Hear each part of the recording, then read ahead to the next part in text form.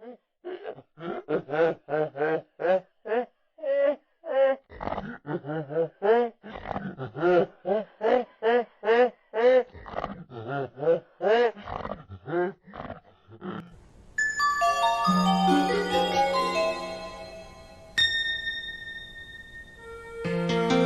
のアイスでなければ見れない夢がある。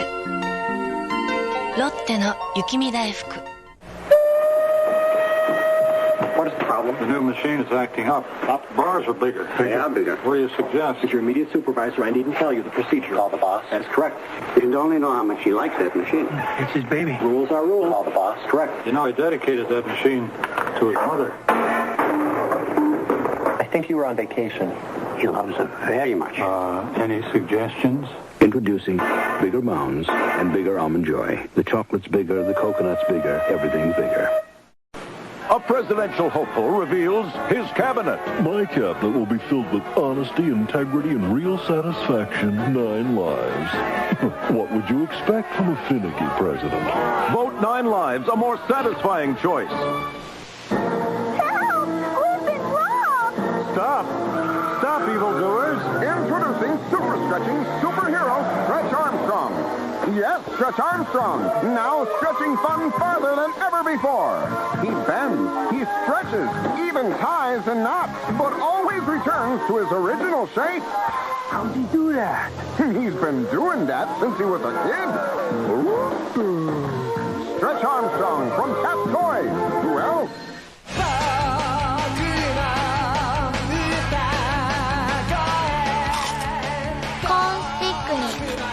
チョコをコーティングしました。明治チョコスティッキー新発売。 If I take one bowl of Captain Crunch's peanut butter cereal, part of this balanced breakfast, and I add another bowl of Captain Crunch's peanut butter cereal, what have I got? A happy elephant. That sums it up. I got guinea pigs, horses, elephants. Captain Crunch cereal brings you 3 fun new animal stamp albums. He hops 40 miles per hour. There's one Smedley Zoo Pals, or CB's Farm Animals, or Captain's House Pets in each specially marked box of Captain Crunch. Discover a world beyond your wildest dreams. Discover Atari. Pioneers in coin video games like Centipede, Tempest, and Asteroids that challenge you, excite you, test you like never before. Discover the Atari that opened your eyes to the world's most popular home video games like Space Invaders, Missile Command, and Warlords. Discover the Atari that brought you a home computer truly designed for the home. Sophisticated for advanced needs, yet simple enough for your child to use. Compose music, play advanced games, manage your finances, all at the touch of the button. Discover Atari. And discover how far you can go. M&M's プレーンチョコレート。私はフレッシュでカリッとしたピーナッツ。美味しいミルクチョコレートでたっぷり。私たちはキャンディーで軽くシャワー。だからお口で溶けて手に溶けない。OK、レッツゴー。M&M's ミルクチョコレート。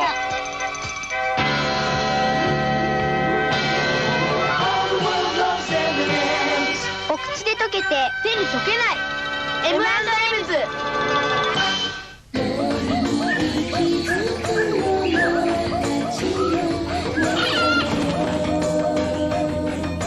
スケスケサクサク。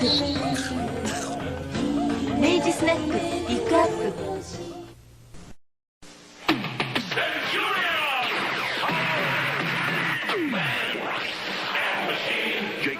Ace McCloud and Doc Terror, each sold separately. Trouble and rubber, Jake! Energize the assault mode! Let's do it! I name this Doc Terror down! Centurion! Take this! Energize the power mode! Bullets away! Fire! Now it's Doc Terror falls! Right, Jake? Right, Ace! New Centurions, Jake Rockwell, Ace McCloud, and Doc Terror come as shown, each sold separately. Goose knows everybody has a style of their own. So the next time you're out to say something about yourself, remember this. And so does the great taste of surf. starts with Reston. Peter, do we ever cover steak with ketchup? Hamburger is steak, chopped steak, so we use... A1 steak sauce. It makes hamburgers taste like... Steak burgers. Don't cover it. Discover it with A1.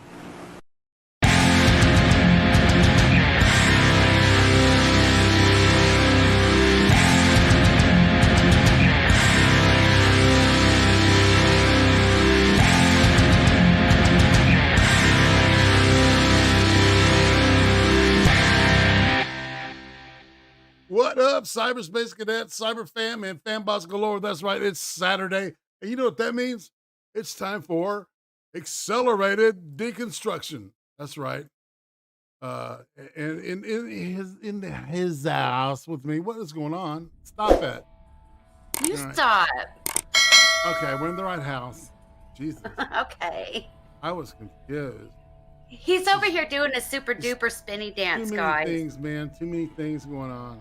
Too dark. It was too dark. All right, Wait, am I on a gaming stream right now? No, negative. You are not on a gaming stream. That is correct. It's like every time I see Morris the cat, I always think of Sir Adamantine for some reason. He's like the human version of Morris the cat. Or that's not funny. Then y'all, okay. I don't know who Morris the cat is. I'm taking it personal now, man. Okay, it's all right. That's how I it's don't gonna be, right? I don't know who Morris the cat is. Oh my god. What? What? Yeah, I don't. No clue whatsoever. Over my head. What now? Apparently, I've committed some cardinal sin against humanity, and I'm going to have to repent for this after the stream. Shit. Yes. Old school stuff. I mean, I'm not that much younger than you guys. Ah. Yes, you are. You're that much younger. I guess. Yes, in aw. Australia. Yes, Ortiz is here for the rectal itch, the hemorrhoids. Yes. You like that title, Ortiz, man? Oh, definitely. All right, y'all know where that really comes from? Is old Saturday Night Live a skit? It was this jam called Flucker's Jam. With the name like Fluckers, it's got to be good. And so they kept one-upping each other on the name. And Chevy Chase comes out with one. He goes, yes, this one's called Painful Rectal Itch. And, you know, because it's got a horrible name for a jam, right? Like Smuckers, Fluckers. Yeah, Death Camp was one of them. 10,000 Nuns and Orphans. 10,000 Nuns and Orphans. What's so bad about that? They were all eaten by rats. Okay. Ew. Yeah. Anyways, Saturday Night Live, classic stuff. That's Yeah, I seem to remember the bit. Actually, yeah, thinking Chevy about Chase, it. yeah, and company. Yeah, back when Chevy was actually funny. You know, the National Drooler Society, dude. National Drooler Society is probably one of the funniest skits I've ever seen. Oh, dude. Chevy Chase is literally my dad's hero. Like, he's a huge Chevy God, Chase he's fan. such a prick in real life. Loves all the Chevy. Well, funny enough, my dad's kind of a prick, so it makes a lot of sense. I mean, I love my dad, but he's a prick. All right. Oh, yeah. So how many times have you seen Fletch? Oh, God. Yikes. Oof. Well, we can all move to the next room here. Ring that bell, fam. That's right. Met some folks tonight, so that was cool. What are y'all up to? I'm gonna shut up. Yeah. Okay. Well, Carl and I discovered today that apparently when you live less than 15 miles from the Cascades, the town you live in doesn't own any snowplows. We also learned that memory metal is real. There was a dump from the DOJ today, and that metal that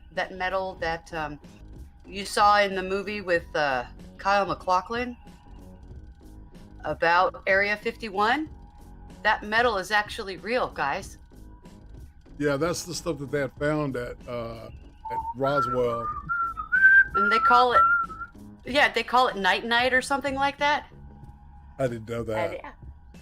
Yeah. Well, there's more stuff going to be dropping, I heard, through the grapevine. So we'll see though. All right. Yeah, it'll Q say told hey me, to the. so I trust it. The chat is looking quite gorgeous and top notch, as they say.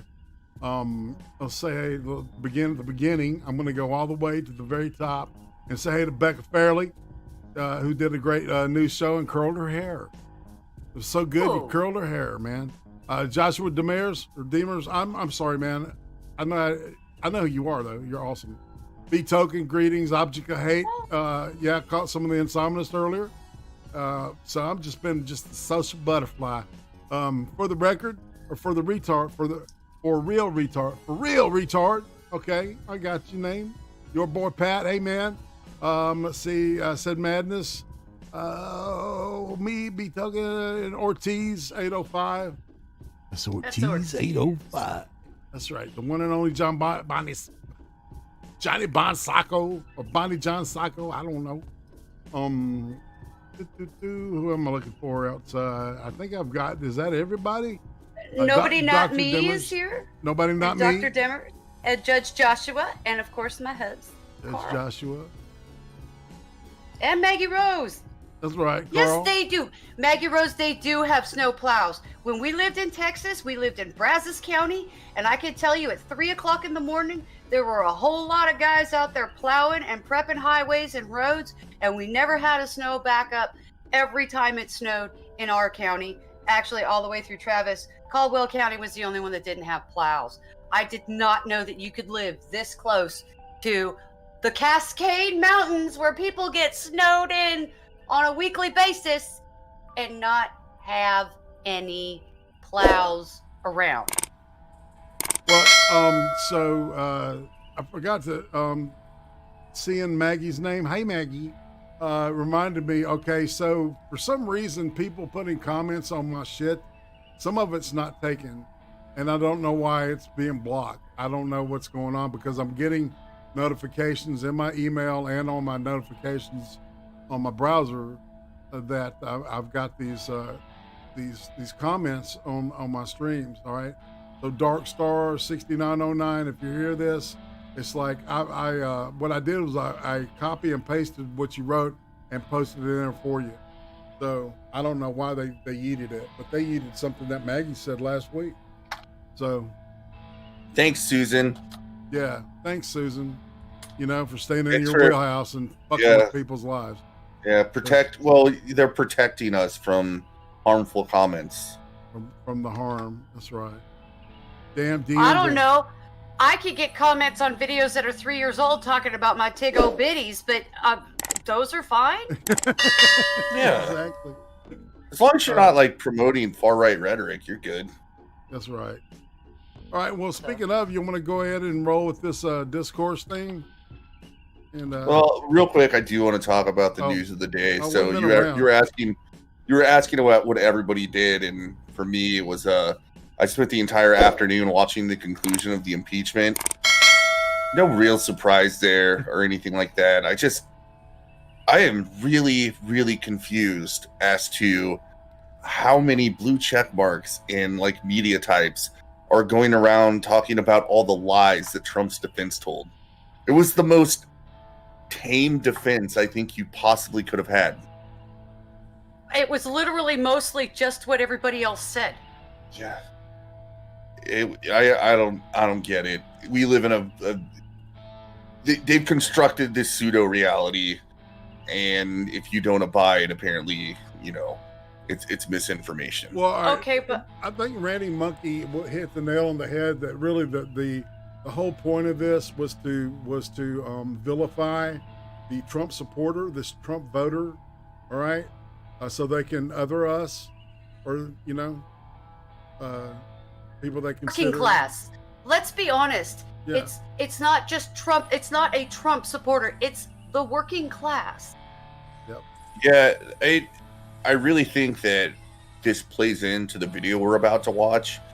I think the Democratic Party specifically has understood what this woke ideology does and the power that it can yield.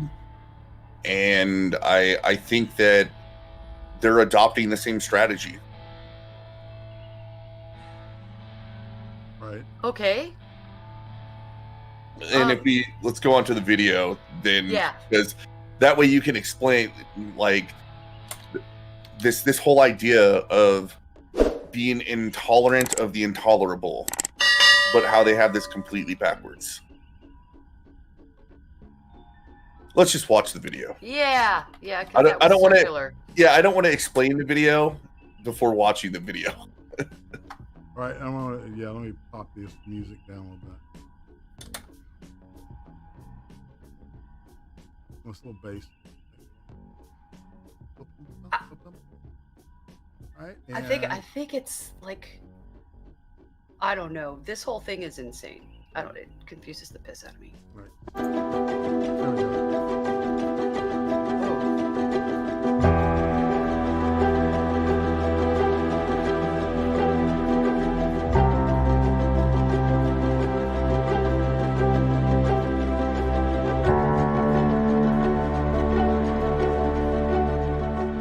Hello everybody, it's James Lindsay. You are listening to the New Discourses podcast. Today what I want to talk about is The Paradox of Tolerance by the philosopher Karl Popper. And I want to point out that the woke have exposed themselves as being that which Popper was warning.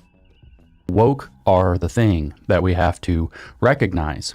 And the reason I want to talk about this, I get a lot of flack. I voted for Trump, as I've had to repeat infinitely many times now. And people can't, I don't know how many times I have to explain it. I explain it in a podcast. I explain it on other people's podcasts like 10 times. I explain it on television in 3 countries. I have to explain it. And I still get asked every time I go, how could you possibly? I don't understand. James never says why he voted for Trump. It makes no sense. It's as if people are unable to hear something that doesn't cohere to their vision of reality, no matter how many times or how clearly you explain it to them. Well, the reason is, if you recall, I did a podcast, Joe Biden is Not the Room, right after I announced that I was going to vote for Trump. This would have been in, I guess, October. It was a very late hour decision given the election. I did a podcast and I explained that if the situation were normal, I would probably be voting for Biden, or not voting, or voting for myself or something. However, especially I probably would have not voted or voted for myself, protest voted. But at any rate, I felt like the situation's not normal. I said it over and over again. The situation is not normal. The situation is not normal. Over and over again. We're not in normal times. And what I want to articulate here is actually that the times that we live in are the times that Karl Popper was warning about in 1945 when he wrote The Open Society and Its Enemies, and included in that book, probably most famously, a short footnote and digression into what he called the paradox of tolerance. Yeah, and I think that the woke have put us in the position that Popper is warning about. I just wanted to say, and Tim was like, what? What? And that's part of the problem. There are millions of people like James Lindsay that are being lumped into this anti-Trump brigade. And the only reason I can think, right, is because it threatens power.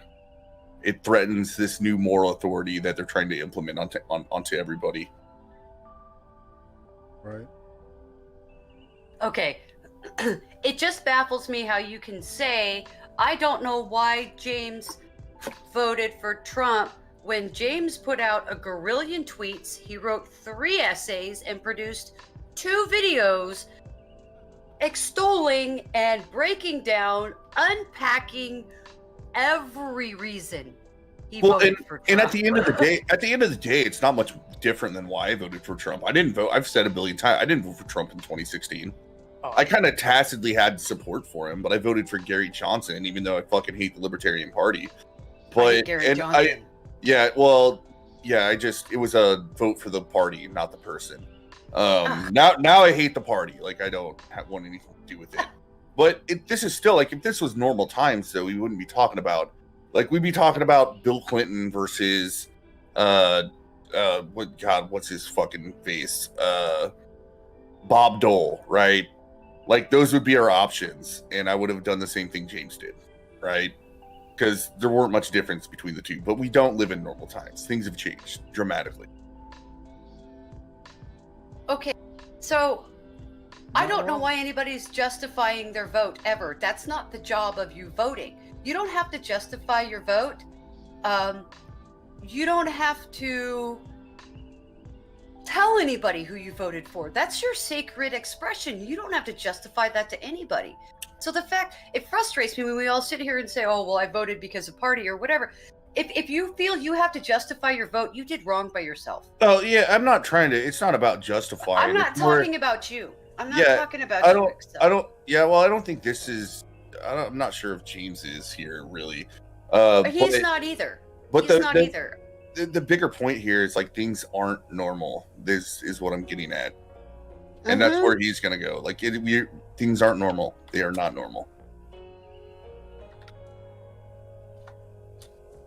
Yeah, they aren't. Yeah, we can go on. Okay. Hey, you're the boss, man. I'm just production. Smooth brain production over here. And therefore they cannot be empowered. My decision can be made as rendered to be as simple as that. Among all the other details, among all the other points, among all the other things that I've raised, that I've continually brought up, that I've seen borne out, frankly, all these executive orders, so many of them so woke, all of these different things, the canceling of the critical race theory executive order, the issuing of the gender ideology executive order, other things as equity plan, so many things borne out, the appointment of a head of the Department of Education that has a background only in ethnic studies, which is going to be, it's just going to be super woke schools, as if they're not already super woke. So despite all the details, the simplest explanation, since nobody seems willing to grok this, is that the situation's not normal. We live in the situation warned about in The Paradox of Tolerance, in Popper's 1945 book, The Open Society and Its Enemies. Obviously, he's writing about the Nazis. You've probably heard of the Paradox of Tolerance, even if you're not a Popper fan or a philosopher or even academic, because there's been this infographic going around for probably more than a decade. I have it here. We'll go through it. I know it's not the same. Maybe I can stick the image somewhere so you can see it as we go through it. But anyway, it's pretty famous. It's kind of reddish for the most part. It shows Popper. He's got his little finger up because he's going to tell you the correct things, like all the really smart people. And this infographic, I've done a thread. I've talked about it before in my wait, pause real quick. I just want to give some context.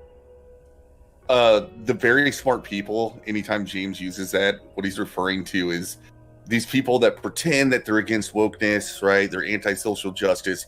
We know some of them, right? Like the Jeff Holidays of the world. But when it all boils down to it, they're just kind of cucks to it and they let it happen. No, Jeff Holiday's a grifter. Yeah, well, I guess, sure. But you still, like, Jesse Signal's the big one, right? The person that went out is like, Biden's a moderate. Why would he do this social justice stuff to piss off all the moderates? And James said, like, you know, basically everything that was going to happen if Biden got elected. Well, those are the very smart people. Yeah, that was probably a bad example. But basically the very smart people actually are grifters, right? They're people that they're the people that they stay just inside what is allowable opinion at the time for career purposes, right? It's like I said, it's the Jesse Signals. Yeah. I would say more like it's the people on the left that are just like, they kind of excuse this critical theory nonsense. Like they don't explicitly support it; they're just constantly excusing it. I see what you're saying. Yeah. And those are the very smart people. People like, right? Yeah, he's a very smart. Stofane's a very smart person. Yes, very, very smart. He's uber smart. He's a smarty. In fact, I think it's awesome that he turned very smart people into a pejorative. All right, ready? Cast series on New Discourses podcast with 4-part lecture. I talk about in the first part how Popper meant one thing, and this has been distorted by people like Marcuse. And this infographic that is what most people know about the paradox of tolerance, which is it's a piece of propaganda, is what this infographic is. What most people know about the paradox of tolerance is in fact a Trojan horse for repressive tolerance, from Marcuse's repressive tolerance. And I've done a thread on that. I talked about it in the podcast. It's getting tedious to have to repeat this, but anyway. This thing says The Paradox of Tolerance by philosopher Karl Popper. Source, The Open Society and Its Enemies. Correct.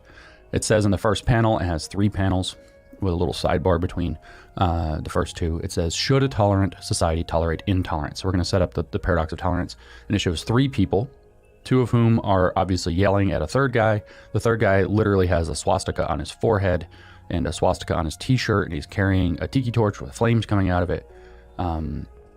And the obvious Nazi in this frame is saying, you want more tolerance, respect my ideas.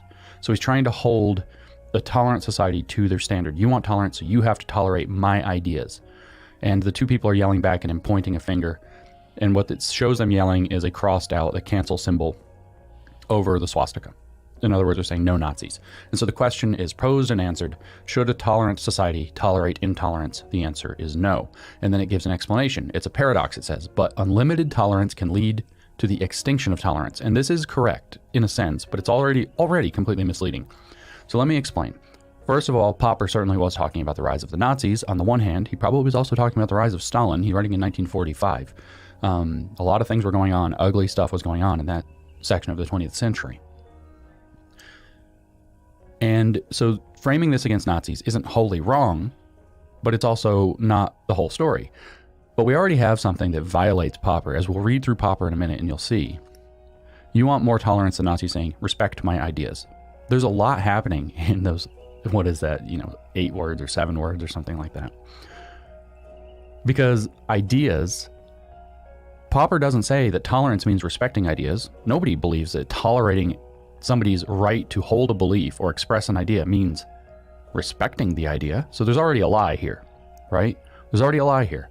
And when we read Popper, you're going to see that Popper lays out very explicit conditions for when intolerance against intolerant ideas is warranted. And that's where we're going to see that what's happening is that the woke are actually on the wrong side of this. And of course, there's a little bit of disingenuity here going on because the whole thing is all Nazis, Nazis, Nazis. But we do have to worry about the intolerance that comes up under things like communism.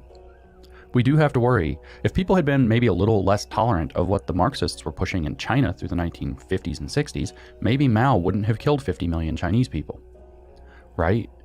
So it's not just Nazis. This is another bit of subtle propaganda where we've been led, especially in the West, for the last 100 years or 50 or 60 years at least, to believe that there's only one axis of evil that's ever been properly intolerant and murderous, and it was the Nazis. Whereas communist regimes are also in that category. In fact, they killed, as horrible and awful and blatantly evil as the Nazis were, the communists also murdered or starved or led directly to the deaths of many, many more people, many millions more people. Thanks to American academia. Okay, but it is correct. Unlimited tolerance, it is correct in this. Unlimited tolerance can lead to the extinction of tolerance. And a lot of liberal-minded people kind of struggle with this. It's easier to see if you think about the arguments against pacifism, absolute refusal to fight. So we can imagine 2 countries. One of the countries has an absolute abhorrence of war. They absolutely refuse to participate in war. They refuse to have an army. They refuse to have a navy. They refuse to have military at all. They are going to settle everything through diplomacy. They're not going to go to war. And then the other country, for whatever reason, maybe there's a coup, maybe there's a new leader, maybe something happens, and you end up with a warlord in charge. And that warlord decides that they want to conquer the other country. If you don't have a standing army, if you don't have the ability to defend yourself against somebody who wants to do you harm, then the person who's being intolerant, in this case, will overrun the person who's advocating tolerance. The person who's advocating war will kill the people who are advocating diplomacy. And then you lose the ability to have peace. So you have to, it seems paradoxical, but it's not really paradoxical. It's just common sense. It's actually common sense, right? And you can claim whatever moral victory you want. The funny story from my childhood, my brother and I were in an argument at one point, one of these stupid things kids get into. And we were talking about, weapons and killing people and boy stuff. And so all of a sudden, I was like, well, I don't want to use a gun. I would want to use a sword because there's more honor, because you have to get, you have to be able to see the person in their face to be able, there's something to that. You can't shoot them from far, you can't slash them from far away like you can if you shoot them. And my brother pulled up his fingers, like, gun fingers, put it to my forehead, said, bang, you're dead. Where's your honor now? And he had me. There's a point, right?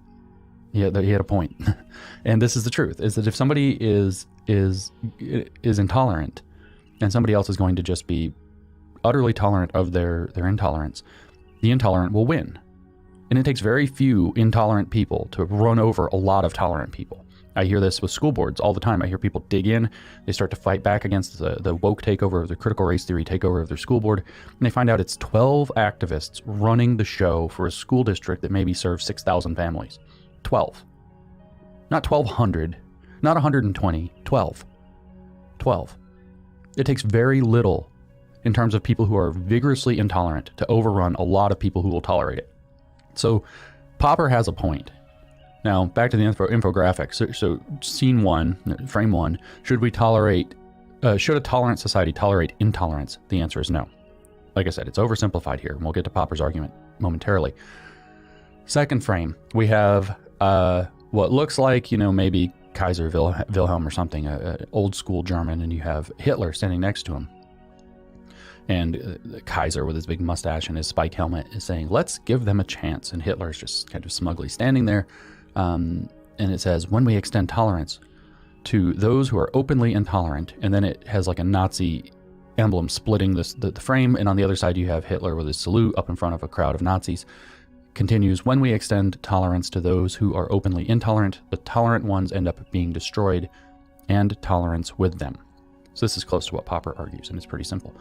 So the third frame then continues, any movement that preaches intolerance and persecution must be outside of the law, and it shows what we assume is Popper's very long and thin leg kicking Hitler in the butt and knocking him out with his little sad face. And it shows Popper talking down in the corner all philosophically with his hands up, looking all white-haired and scholarly. As paradoxical as it may seem, defending tolerance requires to not tolerate the intolerant. So this is actually a little propaganda piece. It almost correctly expresses Popper. So you get the idea, though. And the point is actually correct, that the intolerant will overrun the tolerant. So let's read what Popper really said, and we'll see that the circumstance we find ourselves in, the reason Yeah, I've got a few things he said in here that we have to think of things in very generic and non-specific terms to discuss this topic. Because what he's talking about in terms of tolerance and intolerance are the philosophical extremes. We aren't talking about the regular average person that that has boundaries. We're talking about the kind of tolerance that people take to extreme, not the type of tolerance that normal everyday people use. He's going to go on to more explicitly explain what Popper said. Okay. And there's some things that are really obvious to people, right? If one group of people says, well, you have to tolerate us at the point of my gun, right? That is an extreme form of intolerance that you should not tolerate, right?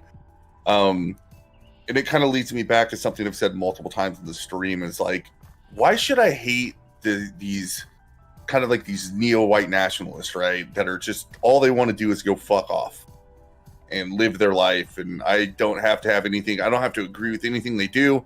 They don't want to affect me. Why should I pretend that they're like literally the same as Hitler? While we have other groups of people that want to control every facet of my life that will affect me personally, and they're going to do so at the point of a gun. So as we continue on, I think it'll make a lot more sense why, like, yeah, it is possible to tolerate abhorrent views,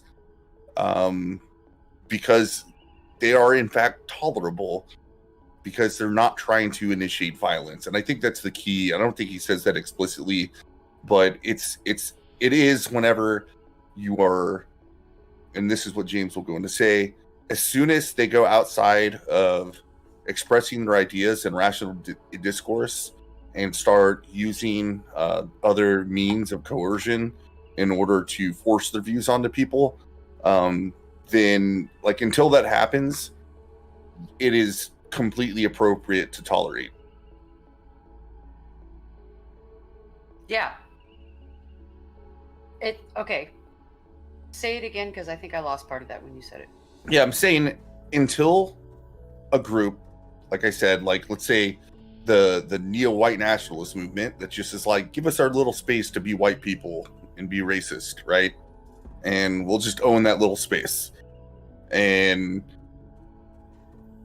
that's fine, right? The line is drawn when they said, all of this is our space and we're going to take it over using some sort of coercion or violence, right? Right. Like, the line is drawn at coercion. That is when intolerance becomes intolerable. Yes. It's when your personal intolerance, it's just like the non-aggression principle, actually. As soon as your beliefs start interfering or touching up on me as a person, then we have a problem. Yeah, and I think James says in different words something very similar as we go on here. I had to vote for Trump.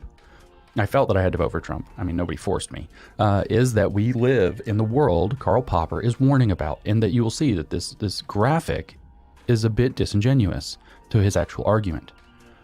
So this was written in 1945. It appears in the book The Open Society and Its Enemies. Oh. Less well known than the other paradoxes that he's talking about. Less well known is the paradox of tolerance. This is Popper's words. Unlimited tolerance must lead to the disappearance of tolerance. So far, so good. This is what the infographic seems to be saying. First two sentences, good to go. It stays in the good for a minute here.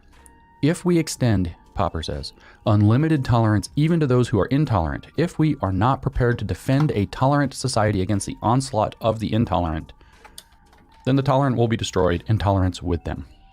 That's explicitly on the graphic down in the corner. So, okay. So far, so good. The very first part. And that's about as far as the woke went. That's it. That's as much of his expression as they put on the graphic, which they then skewed with Nazis only. Didn't talk about other forms of intolerance that might be. This is very common within the kind of repressive tolerance, new left mindset, where right wing equals bad, left wing equals good, very simplistically. And that's as far as they went. That's it. But Popper had more to say. And this is just a footnote. It's not like he had paragraphs and pages and chapters. It's not like they couldn't condense his argument correctly with maybe 2 extra frames on their cartoon. So what does Popper say next? In this formulation, I do not imply, for instance, that we should always suppress the utterance of intolerant philosophies. As long as we can counter them by rational argument and keep them in check by public opinion, suppression would certainly be most unwise. Okay, so remember when I said that first frame on the graphic is a lie? We have the Nazi in the first frame to remind you, saying, you want more tolerance, respect my ideas. The answer is no. Popper didn't say we have to respect intolerant ideas. And Popper didn't say that Popper says exactly the opposite of the idea. He in fact says, to quote it again, in this formulation, I do not imply, for instance, that we should always suppress the utterance of intolerant philosophies. As long as we can counter them by rational argument and keep them in check by public opinion, suppression would certainly be most unwise. So the first frame of this, the setup of this graphic is pure propaganda. It completely misses. It has to intentionally miss what Popper actually wrote. And remember, this is only like 6 or 8 sentences, 8 or 9 sentences, I guess. I didn't count them. To misrepresent it this badly, to get the first 4 sentences or 3 sentences exactly right and then get the rest wrong, is willful distortion. It's not, again, they're not trying to condense pages and pages and pages. This is willful distortion. So what does Popper say? He says, but we should claim the right to suppress them if necessary, even by force, for it may easily turn out that they are not prepared to meet us on the level of rational argument, but begin by denouncing all argument. They may forbid their followers to listen to rational argument because it is deceptive, and teach them to answer arguments by the use of their fists or pistols. We should therefore claim in the name of tolerance the right not to tolerate the intolerant. We should claim that any movement preaching intolerance places itself outside the law, and we should consider, that's in the graphic explicitly, that tiny little part. So we know they read further, but they skipped that middle part. We should claim...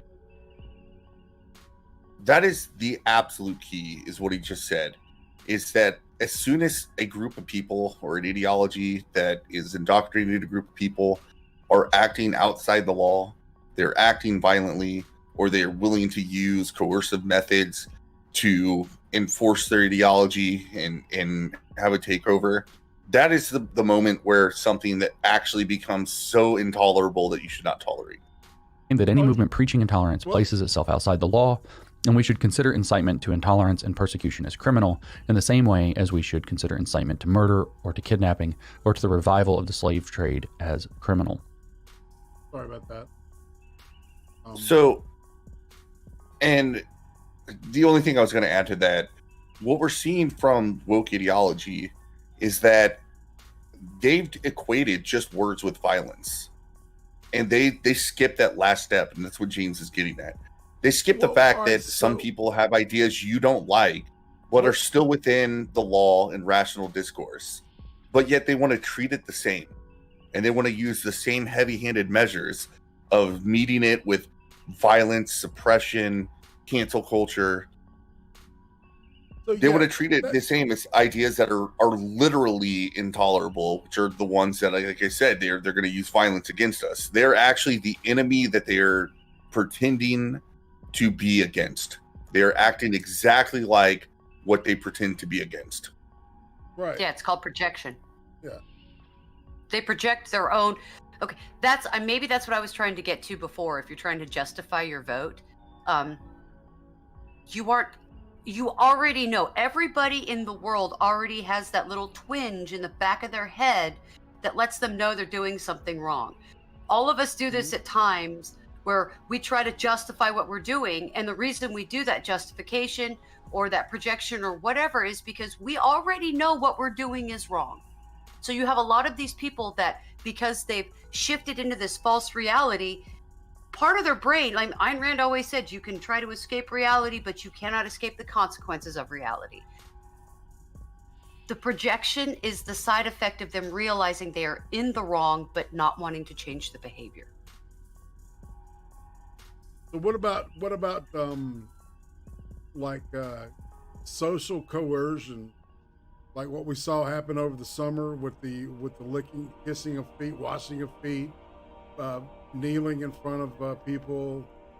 You see what I'm saying? It's fear. I'm using coercion.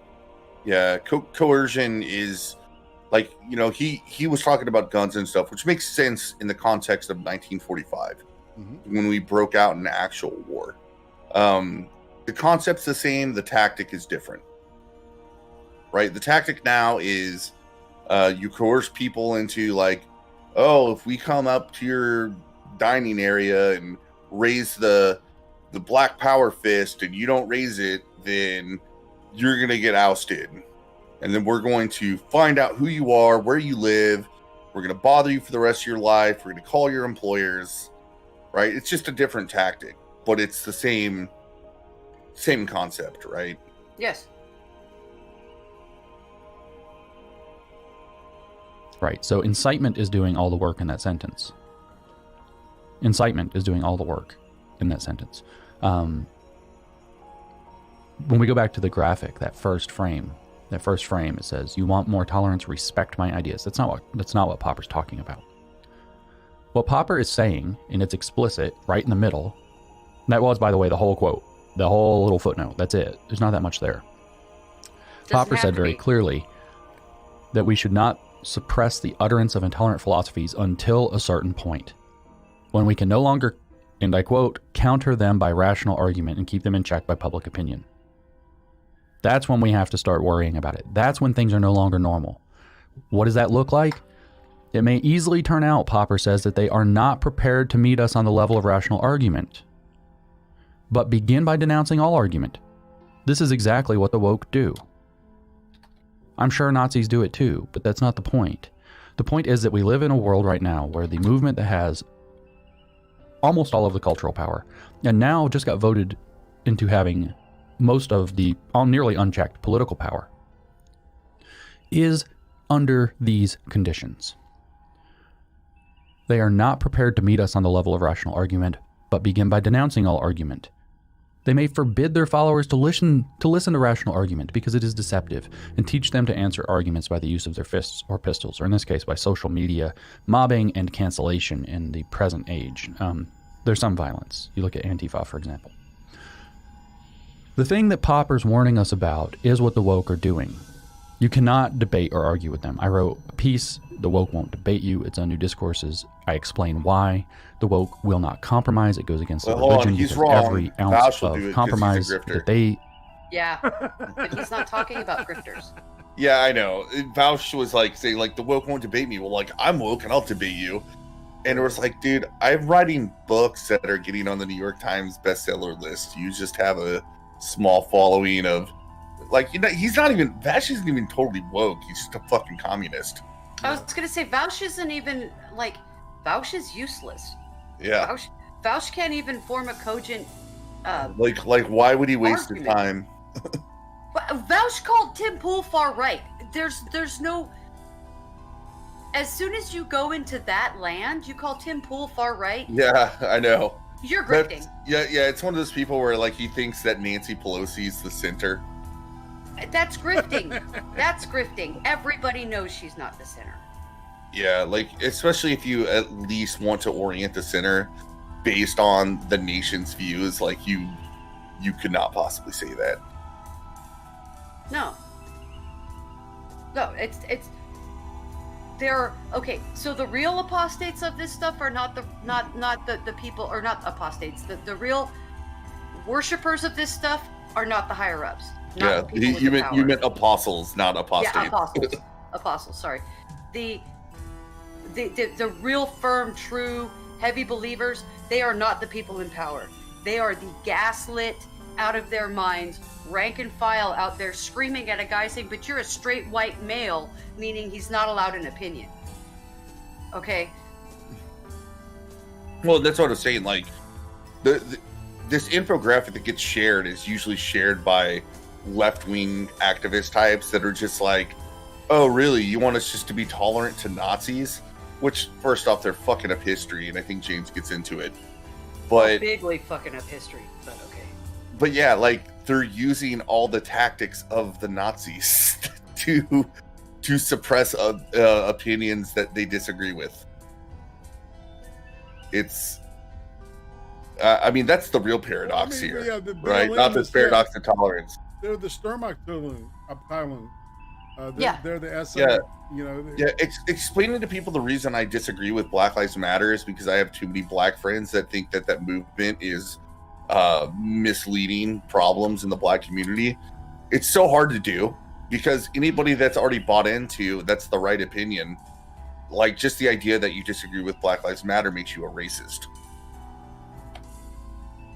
What? Yeah.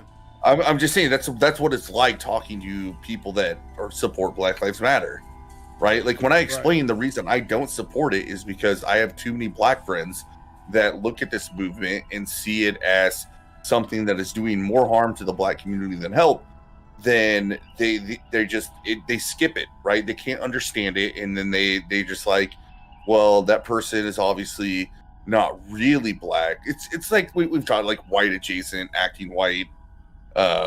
False consciousness, all the other buzzwords that they use to basically call certain black people Uncle Toms. White people of color, right? Yeah, exactly. You know? White passing? Yeah, white passing, right? White complicit is another word they like to use. White adjacent? White adjacent, that's right. Yeah, well, all of Asians are white adjacent, which is why they have no problem discriminating against Asians.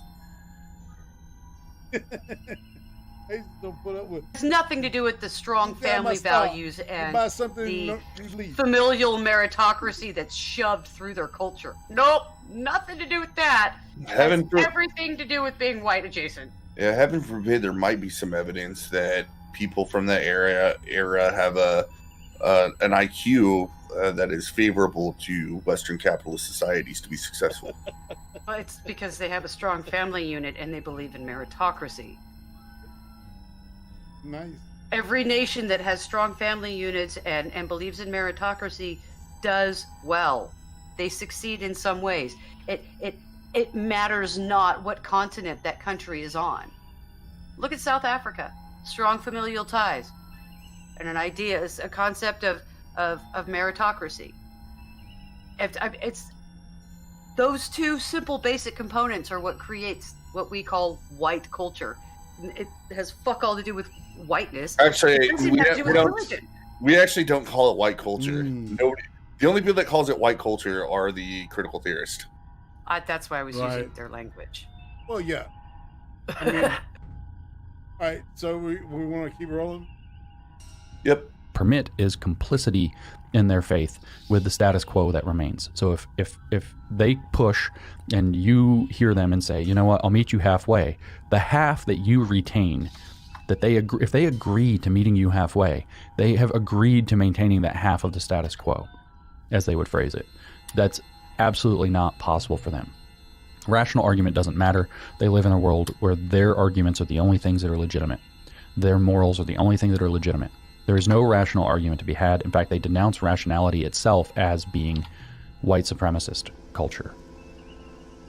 They question rationality at every turn, whether you want to say that in the first paragraph of Critical Race Theory Introduction, whether you want to read that on the graphic put out by the Smithsonian describing what white culture looks like, if you want to see it in their education under these ethnic studies programs that I've been mentioning. So being on time is racist. They forbid their followers to listen to rational arguments because those are deceptive. That's their argument. It's white supremacy culture. It will maintain. Whoa, why'd you stop? Is it me? You're muted, Irate. Am I having problems? No, it's Irate. Maintain the status quo if we rely on rationality. It's literally the thing that Popper in 1945 is warning about. It's all good. Okay, so the graphic is a lie. The graphic is propaganda. The graphic distorts Popper's point. And you've heard Popper's argument here. It's in the first episode of the first part of the 4-part series on Marcusa and the New Discourses podcast. Talked about it on Twitter. It's in the I've discussed this issue in the tolerance entry in the Social Justice Encyclopedia on New Discourses. This keeps coming up. It's important to understand. But what's happened is that the woke have become the thing. The woke have become the thing that this paradox of tolerance is warning us about. And at some point I realized that. And when I realized that, it became a natural consequence that it's not even, these arguments that Biden's a moderate. No. Best case scenario, Biden is tolerant of this intolerance and is going to sign it into law. There are worse scenarios than that, but that's the best case scenario, is that he is tolerant of this intolerance. And I decided this cannot be empowered further. Many people disagreed with me. Many of my friends and colleagues wrote saying how wrong I was without actually naming me. It was so brave of them. It was very endearing, I'll tell you. And so I perceived that if I said at the time, things are not normal. If they were normal, this would be a different argument. The anti-woke Biden voter class has a point about the cultural argument. It will be easier to win the culture war. It will be easier to help everyday people see the excesses of the woke, A, when there's not the but Trump excuse, which is already losing ground rapidly. B, when Biden and his team are actually empowering it and it starts to affect their lives in material ways, which seems to be the only way anybody sees anything, unfortunately. And C, in this allegedly cooler environment that will come without having the constant irritation, as they said, that Trump causes. I don't actually at this point believe that Trump caused most of it. No, Trump fueled it for sure, but I think the cause was the media that was going after him. If we had to apportion blame, it falls probably about 80-20 to the media, 20 to Trump. God, I just want to pause right here. Maybe harder than needed. Ding, ding, ding, ding. Well, James, ding, like the conclusion James came to is like the same thing. I swear to God, I've been saying on streams for the last 4 fucking years, right? About what Trump actually is, and then the caricature that the media makes him out to be. And the caricature, yeah, 80-20, probably a pretty good estimate. Might even be more like 90-10. I don't really hold Trump accountable for this. Trump didn't do anything out of the ordinary that a regular person would do. Everybody is victim blaming here. Trump didn't fucking do it. Well, what Trump didn't do is use like nice, eloquent language to explain his positions. That's the only thing he didn't do. And I didn't want him to begin with. Like, I understood the reason people voted him in. I've said it a million times. Like, they're just like, all right, we got this China shop full of all sorts of fake China. We just want to break it all, so we're going to throw a bull in there. Yeah. That's what Trump was. And he wasn't even that great of a bull. Okay, I'm sorry, but these people are blaming the scorpion for having a sting. For stinging them. This is stupid.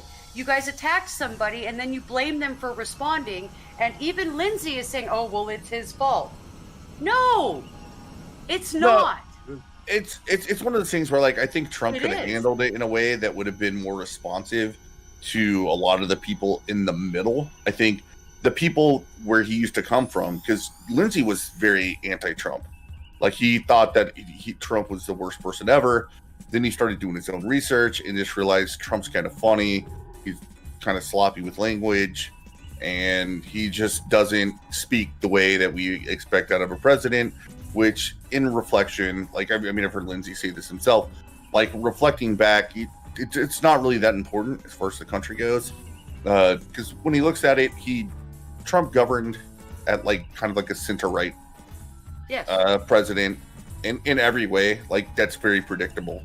The only thing novel about Trump is the fake hoaxes that were around his presidency, the media coverage that was around his presidency, and I mean, that's it, right? Like, nothing else was really novel about what he did. It was all media, man. I'm trying to think of one policy that Trump passed or one action he took that was novel, like that actually like broke boundaries or did anything, like even like outside the constitutional authority. I think the closest you're gonna get is that he went to Congress and asked for money for the border wall. They said no, and then he's like, well, I have some money for like national security, so I'm gonna spend the money on that. It went through the courts, and the court said, actually, that's a valid use of that money. Yep. Yeah. Okay. I can't think of anything else. And please, God, if anybody can think of one thing that was novel about Trump's presidency, as far as policy goes, okay, cutting the let me know. corporate tax rate, cutting the corporate tax rate, negotiating for lower drug prices. These are things that no other president has done. Well, yeah, sure, dropping sure. capital gains, but decreasing capital gains tax. That's something else nobody else has successfully done. Yeah, those are still very typical center-right talking. No, they are not. What I'm saying. Those are not center-right talking points. Those are libertarian talking points. Those are, Well, I'm sorry, sure. Tea Party conservative talking points. That's not center-right. Sure. What I'm saying is, like, it wasn't anything crazy, right? Like the fascists they tried to put him out to be. It was like, oh, people can keep more of their money. Great. That's novel. Do you realize it's been a century since we've had a president do that? Okay. That's incredibly novel. You're like, I think misusing, or you're using the word novel a little bit different than I am. I don't think he was like Roosevelt, who stacked the courts to get his way, right? Oh no. Like, he didn't do anything crazy like a lot of other presidents we did to make what he wanted to have happen. Right? He didn't pass any sweeping, massive programs that changed the landscape of society, like the New Deal or the Great Society. No, he did things the opposite way, like he suspended HB1 visa imports. All right, for those of us that voted for him the first time, okay, he did it. He was fine. He was a good president. Yep. I saw people flourish. I saw friends that weren't working work again. I saw that they're actually having more money and actually buying nicer things. It's like we're a consumer-based society, and it's like you can't kill that.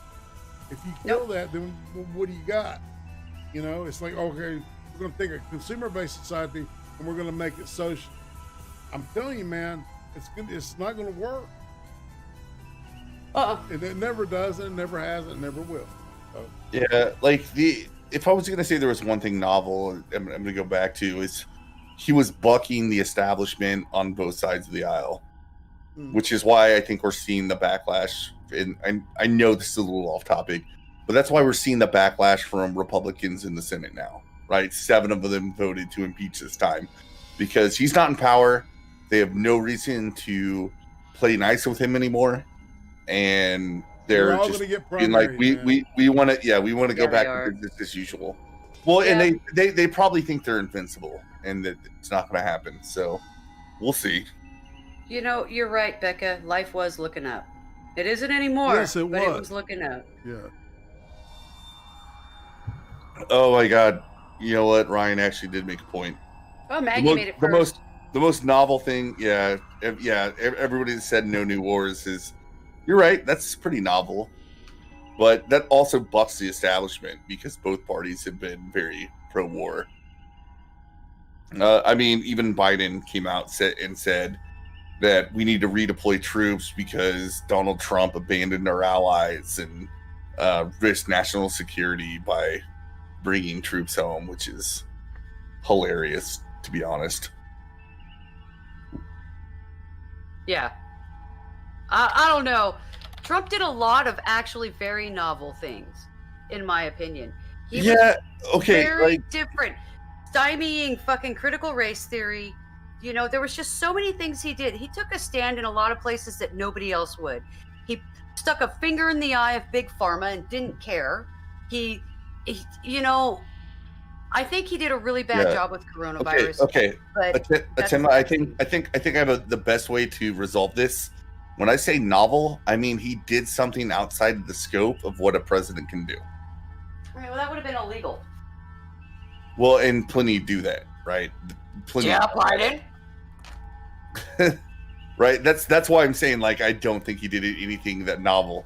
Like, as far as what the president can actually do to influence policy, he didn't do anything out of the ordinary. He may have made decisions that were out of the ordinary, but it was well within the scope of what you would expect a president to be able to do. Oh, I agree. He did stick to the framework of the Constitution to be a president, which is novel in and of itself these days. But yeah. But I get what you're saying. God, yeah. Thanks you for like making it so that my choice of the word novel is being completely confused and turned around on me. Let's go on with the video. I actually think he didn't troll them hard enough. They needed to be exposed more than they were. But at any rate, the point is, I realize that we live in the world described as a warning by Karl Popper in 1945 that indicates the imminent rise of fascist power. We'll read that part of him again. When they are not prepared to meet us on the level of rational argument, but begin by denouncing all argument. When they may forbid their followers to listen to rational argument because it is deceptive, or white supremacist, or racist, or patriarchy, or homophobic, or transphobic, and teach them to answer arguments by the use of their fists or pistols, or, as I said, cancel culture, social media mobbing, getting fired, impact over intent, like we just saw at the New York Times. And what does Popper say? That, not when somebody's right wing, which is a very Herbert Marcuse pollution of this, which is dominant on the left. It is the reality. Repressive tolerance is the reality of the asymmetrical world we live in right now. Not right or left. That's not when. Popper says we should reserve and apply the right to be intolerant of intolerance. He says we should therefore claim in the name of tolerance the right not to tolerate the intolerant under those conditions.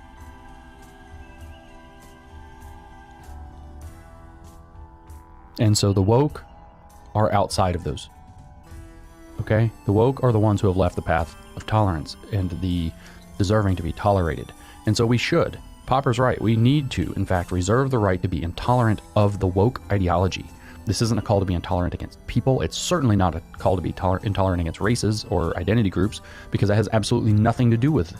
Well, and this is a theme that he's been rolling on, right? Is fucking up to the wokage, right? You understand what I'm saying? I do. And once again, James is doing he's getting into something it's pretty deep philosophically.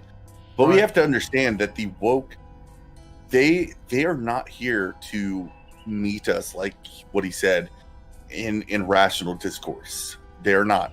They are a moral authority that will do everything they can to impose that moral authority on everybody else. Right. Now, they might not be doing it with a gun, but they most certainly would ruin the lives of anybody that dare step in their way. Yeah. But the last couple of things that I've listened from him, and you can see him on Twitter, man. He's getting in people's faces. Yeah. So what James Lindsay has turned into, and I think what he understood, or I think he understands, is that whenever you have a movement as strong as the woke, right?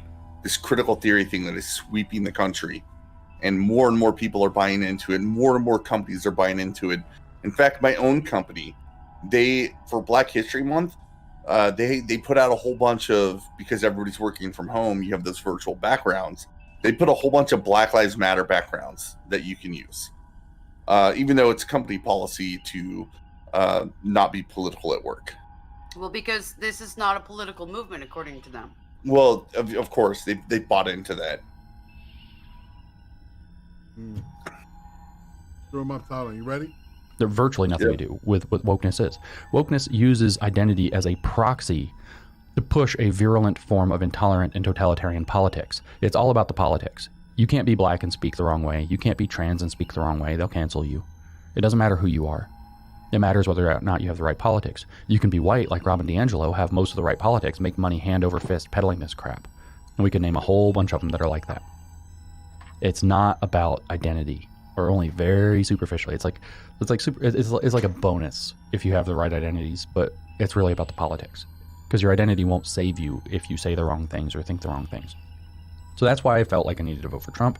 We live in this world that we're being warned about. 1945, right as the Nazis fall, we're being warned by one of the best thinkers of the age as to what caused the problem. Where did tolerance break down? Where did tolerance get used against itself? And we're in that condition again. But the people who are genuinely intolerant for the moment, and dominant in that, are the woke. That isn't to say there's no intolerance on the right. As a matter of fact, not only is there, it's growing in response to the absolute intolerance on the left. And here's this thing. This is very important. It's crucial that us who are reasonable, who are fair, who are in the middle somewhere, who are not right-wing extremists, have the capacity to express this right, to do this in a moderate but strong-spined way, so that we don't cede the resistance to an extremist on the right. That's how we got Hitler. That's how we got Hitler. Too much weakness in the middle. So we're terrible extremists. Yeah, pause. Well, don't you see that? That is literally true. Like, what everybody misses from the rise of fascism is I don't understand how people could read history so badly. What happened is after World War I, the Weimar Republic was so fucking weak that like the people in the middle that were kind of promoting like the same liberalism of like France and England and things like that, wanted to abide by those rules, they were pushed away and the socialists were rising. However, the fascists came in and said like, well, we'll like at least kind of let you keep your business if you support us.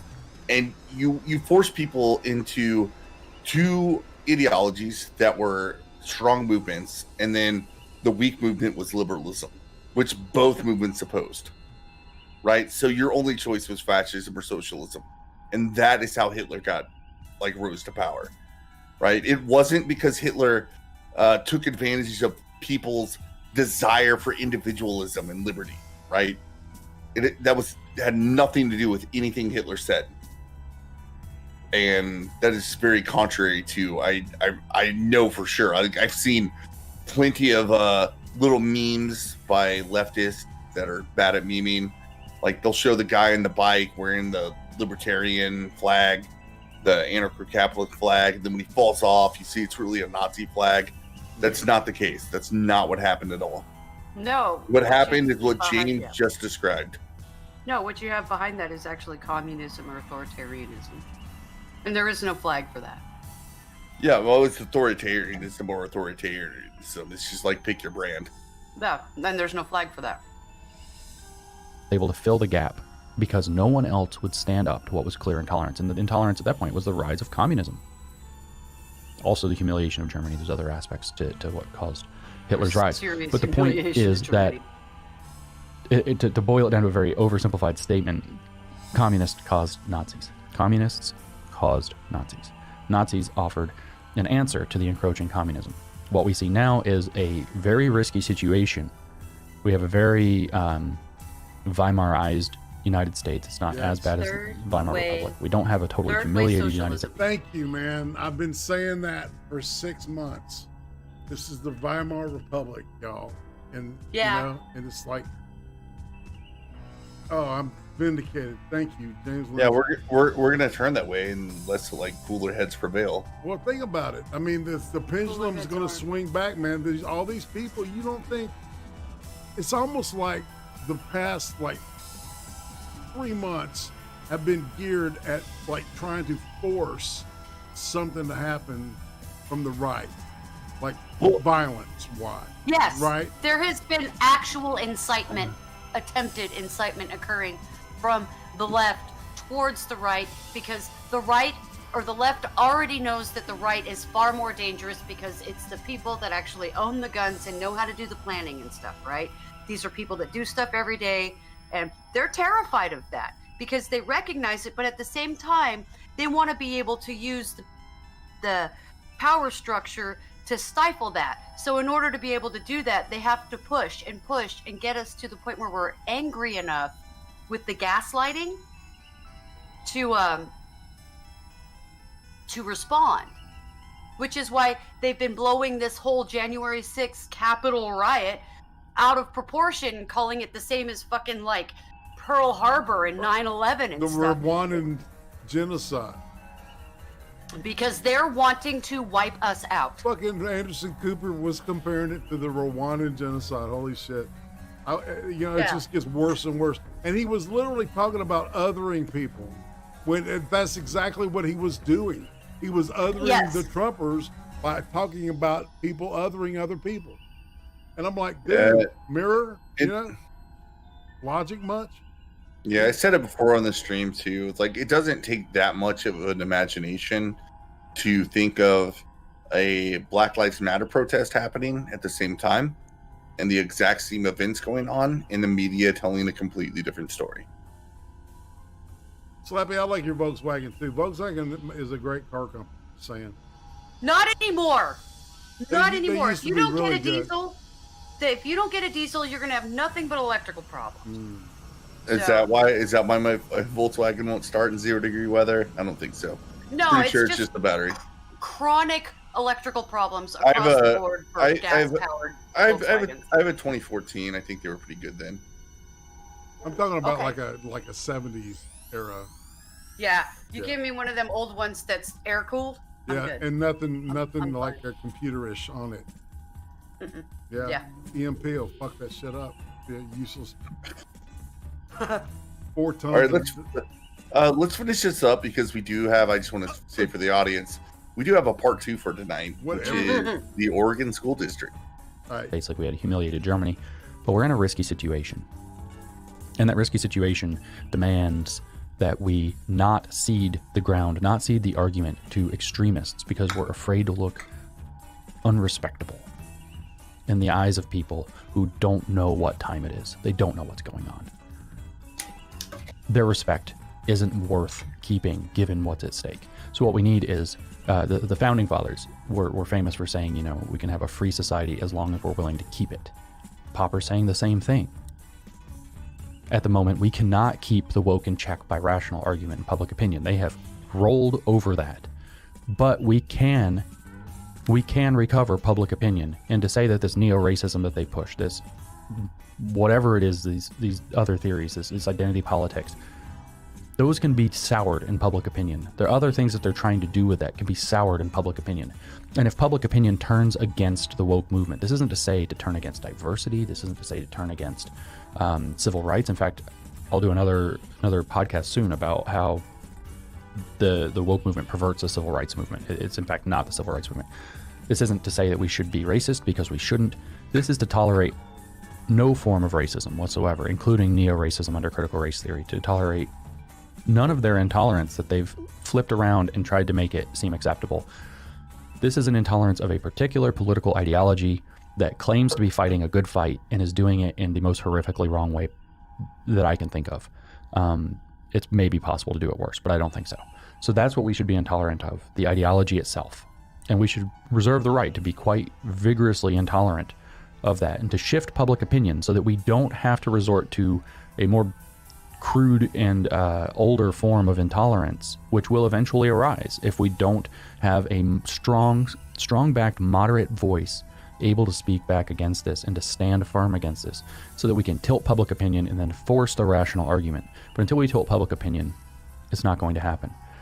We have to be able to check the woke movement by public opinion before that's too late. And I'm not trying to be negative or black pill or whatever it is. The hour is getting really late. I've been saying that it's getting to be too late. We're right at the edge for over a year and a half. It's really getting close to too late. So if you're moderate-ish, I think most people who pay attention to me are in the moderate camp. You have to stand up. You have to say, I care about these issues, but not this way. You have to take the thing from the end of cynical theories where we said, we affirm that, racism remains a problem, but we deny that critical race theory is a way to deal with it that's productive. And we contend that these are better ways to do it. You have to take that kind of stand, and you have to stand absolutely firmly in it. You have to be absolutely intolerant of the woke ideology because it won't compromise with you. It will just roll over you. It won't meet you halfway. It will cheat you halfway, and then cheat you the other half of the way. The next minute it gets the next minute. This is how it operates. It is a takeover ideology. It is utterly intolerant. It fails Popper's conditions. It is not prepared to meet you on the level of rational argument.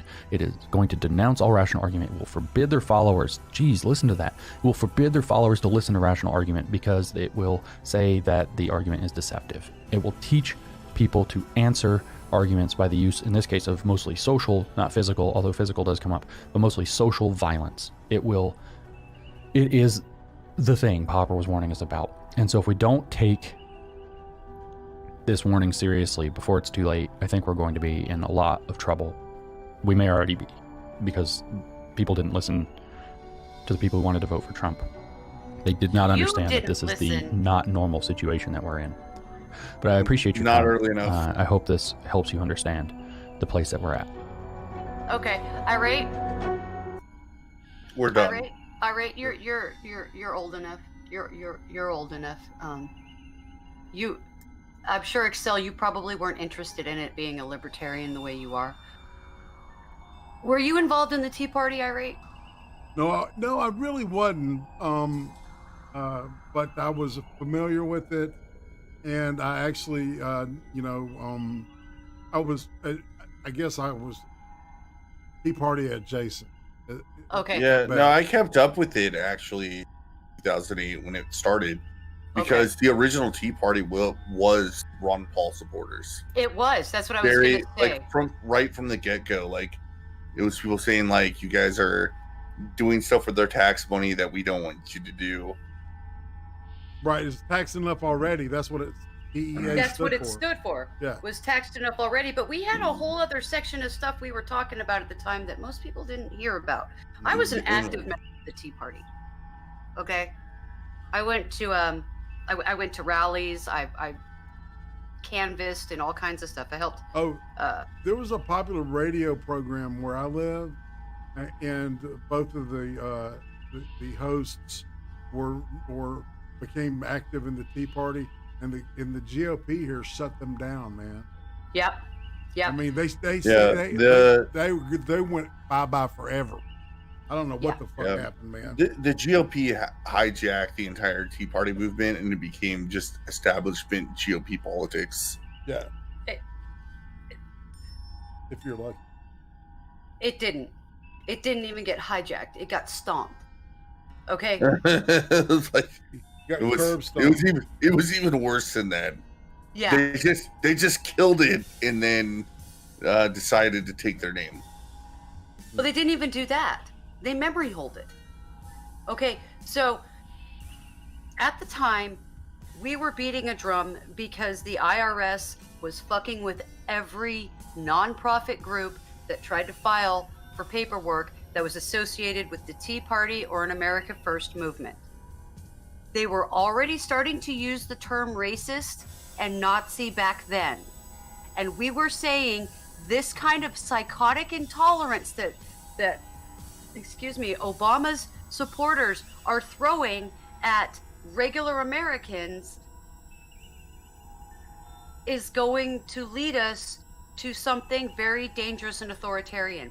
We were beating the drum 13 years ago, and people like James Lindsay went, oh, whatever, you guys are just dumb rednecks, you bitter clingers.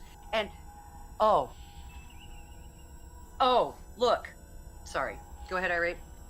Well, I was going to say, all right, so Obama was elected in 2008, right? Mm-hmm. And so if you think about it, 2 years ago would have been the first person born under the Obama era to graduate from high school. All right, so we've got two whole generations of people with that mindset. The radicalization of the school system began. That first under that first 2009.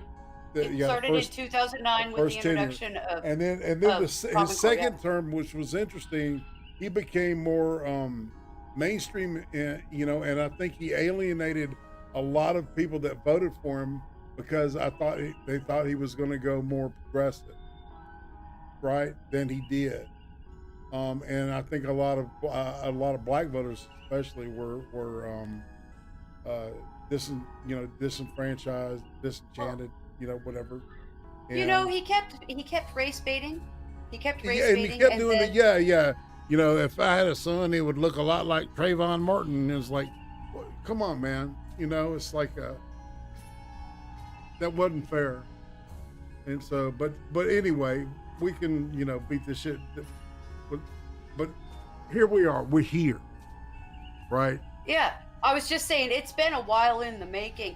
Okay, Ryan, punks were calling people Nazis in the 80s because they were literally Nazis. Yeah, they were skinheads. They were neo-Nazis. I used to They were skinheads.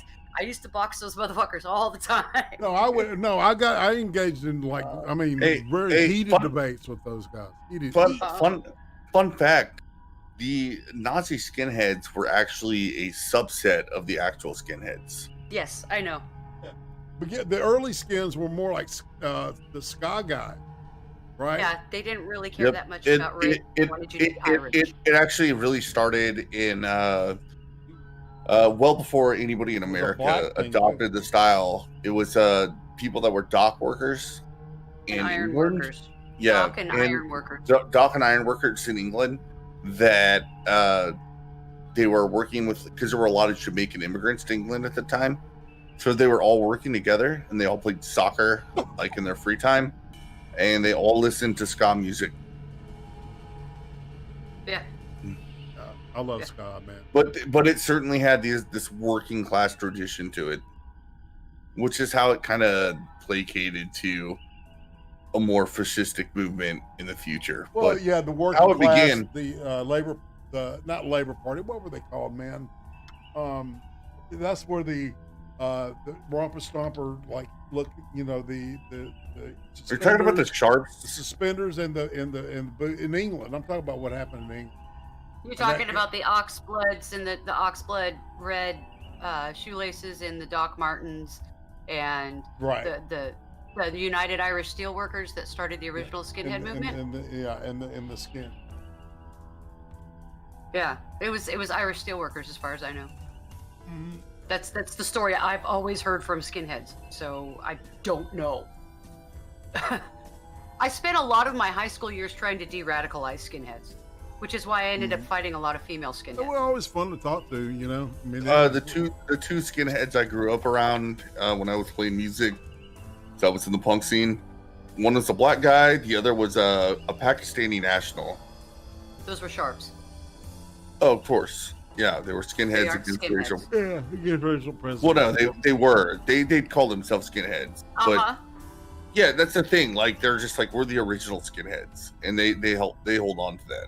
That's right. And they have a grudge against the media portrayal of skinheads because they are skinheads and they're just like, fuck that racist bullshit. No, Sharps are a totally different beast. They're actually a reactionary group that was created in response to the neo-Nazi rise of the late 70s, early 80s within punk and heavy metal. No, you're not wrong, but the skinhead aesthetic that started before that. They emerged out of a straight edge movement. Yeah. I was there. Yeah. They're reactionaries. They're just reactionaries and nothing more. Yeah. Sorry, I know a lot of Sharps really really think their ideology is super awesome and great, but it's reactionary on every level. I'm gonna be real honest. I think it's all stupid. I learned, like, I became so punk rock that I was like, this whole punk rock thing is just super fashionable, and I hate it. It did get super fashionable. It did. We can almost blame NoFX for it. I'm only gonna blame NoFX for like going vegan. Really? Really? I'm gonna blame them for writing retarded, stupid social justice style songs in the 90s. So. Which one? Name it. So I know it's not Bob. No, it's the one about the one true race thing and the whole stupid, like, it sounded like retarded Kumbaya, and they said it was tongue-in-cheek, and it ended up... Isn't it easy to be free? But what's your definition of freedom? There you go. What the fuck is going on? Yeah, I know that song. I didn't actually get what you just said from that song. Yeah, but I thought it was more. This is something I thought like for a lot of 80s punk rock band, which was more. It was more general anger towards the establishment rather than specific anger, right? Like they weren't smart enough to know what they were actually yelling at. They just knew something was wrong. And that was endemic of the punk scene in the 90s. Mm-hmm. Okay. I'll agree. I completely agree with that. Don't even get me wrong. I understand that to a T. In fact, one of my favorite bands is Choking Victim, and one of them calls themselves like an anarchist communist or whatever. But if you listen to him, like he's not an anarcho-communist the way Antifa is. It was completely different. Like he just thought it was like a good idea to everybody to work together and stuff. Like if you actually listen to him, you're like, you're not smart enough to understand how to actually organize a society. But you wrote some cool songs, right? You called out some good points, and it was fun. On the other side of the coin, you have bands like the U.S. Bombs, which were incredibly libertarian. They actually did a tour for Ron Paul. Yeah, I know. I'm talking, but NoFX and they're all friends. Mainstreamed. Well, oh yeah, okay. I was gonna say NoFX and Guttermouth kind of mainstreamed punk, and that turned it into bitch made, in my opinion. Guttermouth. Hold on, I'm sorry.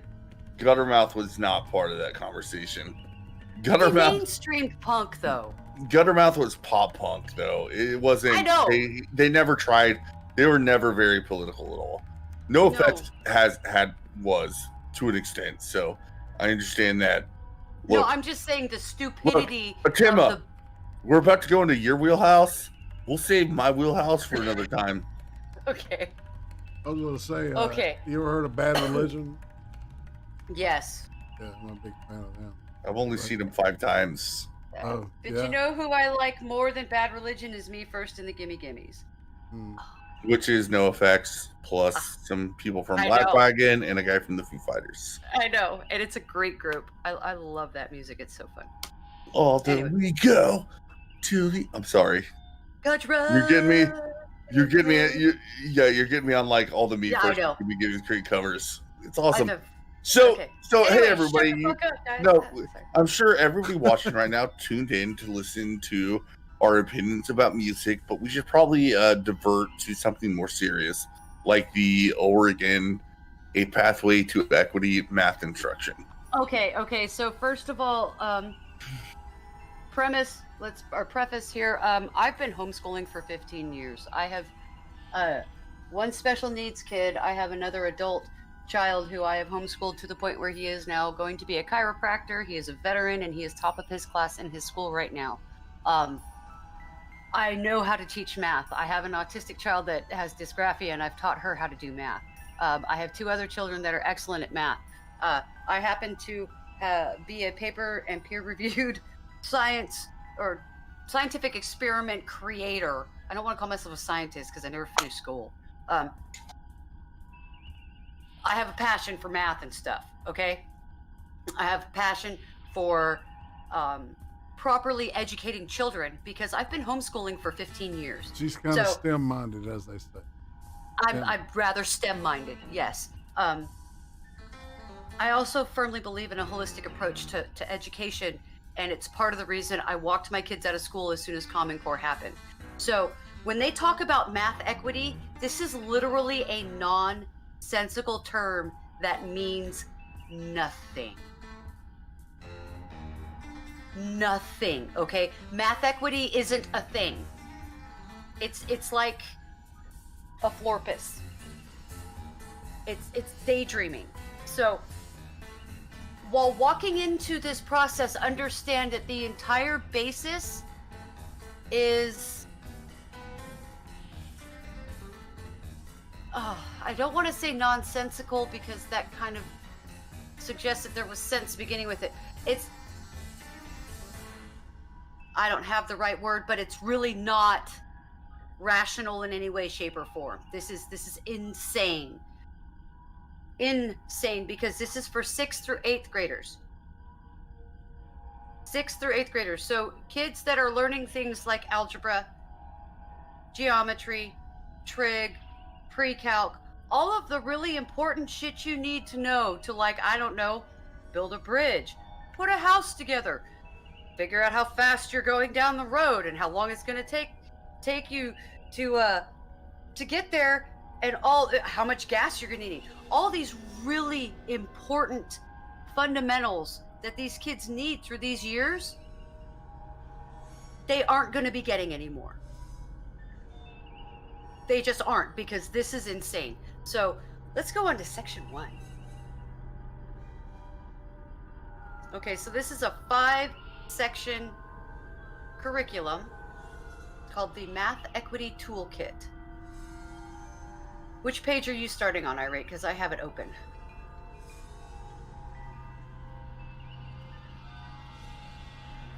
You're muted, brother. I don't know where you're starting.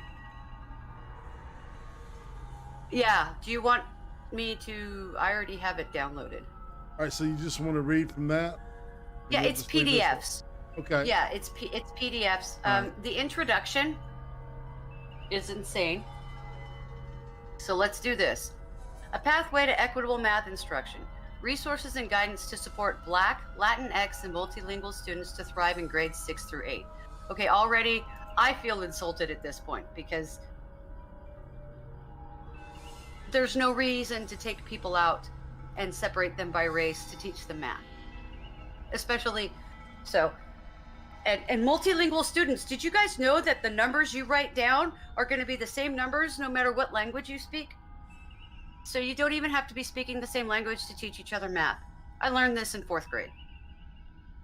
So anyway, a pathway to equitable math instruction is an integrated approach to mathematics that centers on Black, Latinx, which I hate that word, and multilingual students in grades 6 through 8, addresses barriers to math equity and aligns instructions to grade level priority standards. The pathway offers guidance and resources for educators to use as they now plan their curriculum, while also offering opportunities for ongoing self-reflection as they seek to develop an anti-racist math practice. The toolkit strides serve as multiple on-ramps for educators as they navigate the individual and collective journey from equity to anti-racism. Yeah, so the big buzzword there is the anti-racist, which many times in the stream we've talked about, where the critical theorists do not believe there is no such thing as not being a racist. You are either a racist or an anti-racist. But when did equity suddenly become the thing we're moving away from instead of the thing we're supposed to be moving towards? Isn't that? You're either racist or you're a racist and you're pretending you're not racist. Right? Yep. Yeah. I mean, is this, yeah. So I got like, the right thing up, Emma? It's racist or shoot. anti-racist, but yes. You've got the intro page up. That's fine. I'm looking at the first page of the first section. Okay. Okay, because I already downloaded. And I've got the first section. Oh, you do? Table contents, letter to the reader. We'll only be able to go through one because they've made it pretty extensively stupid. We live in all right, can you see the screen? Is it pulling up on the All I see is pathway to math instruction on. It's a regular screen on the stream, but our page. That's really weird. All right, hold on a second. Let me see if I can get it to you. I've already got it. I've got it open. So.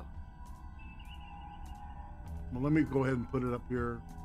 It's the PDF. That's what. Yeah, the PDFs are assholes. That's where we're at. Okay. Oh boy. No more to go. Well, okay, so we've got our wonderful. Oh, wrong tab. Why don't we just go to page let me find the, we'll go to Letter to the Reader. That is page, give me page number, come on, 4. I got it. Okay, so we're gonna start with their justification for this whole thing. And this is gonna make people's heads go crazy right here. I know, Ryan, mine too. If those are my choices, then I'm a proud racist. Me too. I can't do this anymore. This is ridiculous. So, Letter to Reader. This workbook provides teachers an opportunity to examine their actions, beliefs, and values around teaching mathematics. The framework for deconstructing racism in mathematics offers essential characteristics of anti-racist math educators and critical approaches to dismantling white supremacy in math classrooms by visualizing the toxic characteristics of white culture with respect to math. Building on the framework, teachers engage in critical praxis in order to shift their instructional beliefs and practices towards anti-racist math education. By centering anti-racism, we model how to be anti-racist math educators with accountability. This is so fucking ridiculous. Like, you know, I talk about how I use my Twitter now for a satire account. Mm-hmm. I would write this as satire. Like, I literally would. This entire thing. Like, I'm sorry. You want to know what the difference between Chinese math and American math is? There is nothing. Literally It's all math. nothing. 2 It's plus math. 2 equals 4, no matter where the fuck you go in the universe.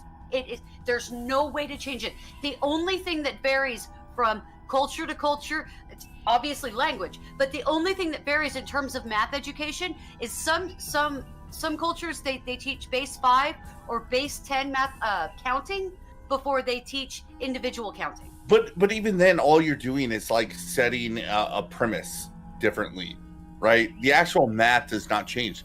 That is all why you're doing is teaching the kid how to count. That is why, like Europeans, the Mayans, and the Egyptians, that probably never spoke to each other, came to the same conclusion on a lot of mathematical principles.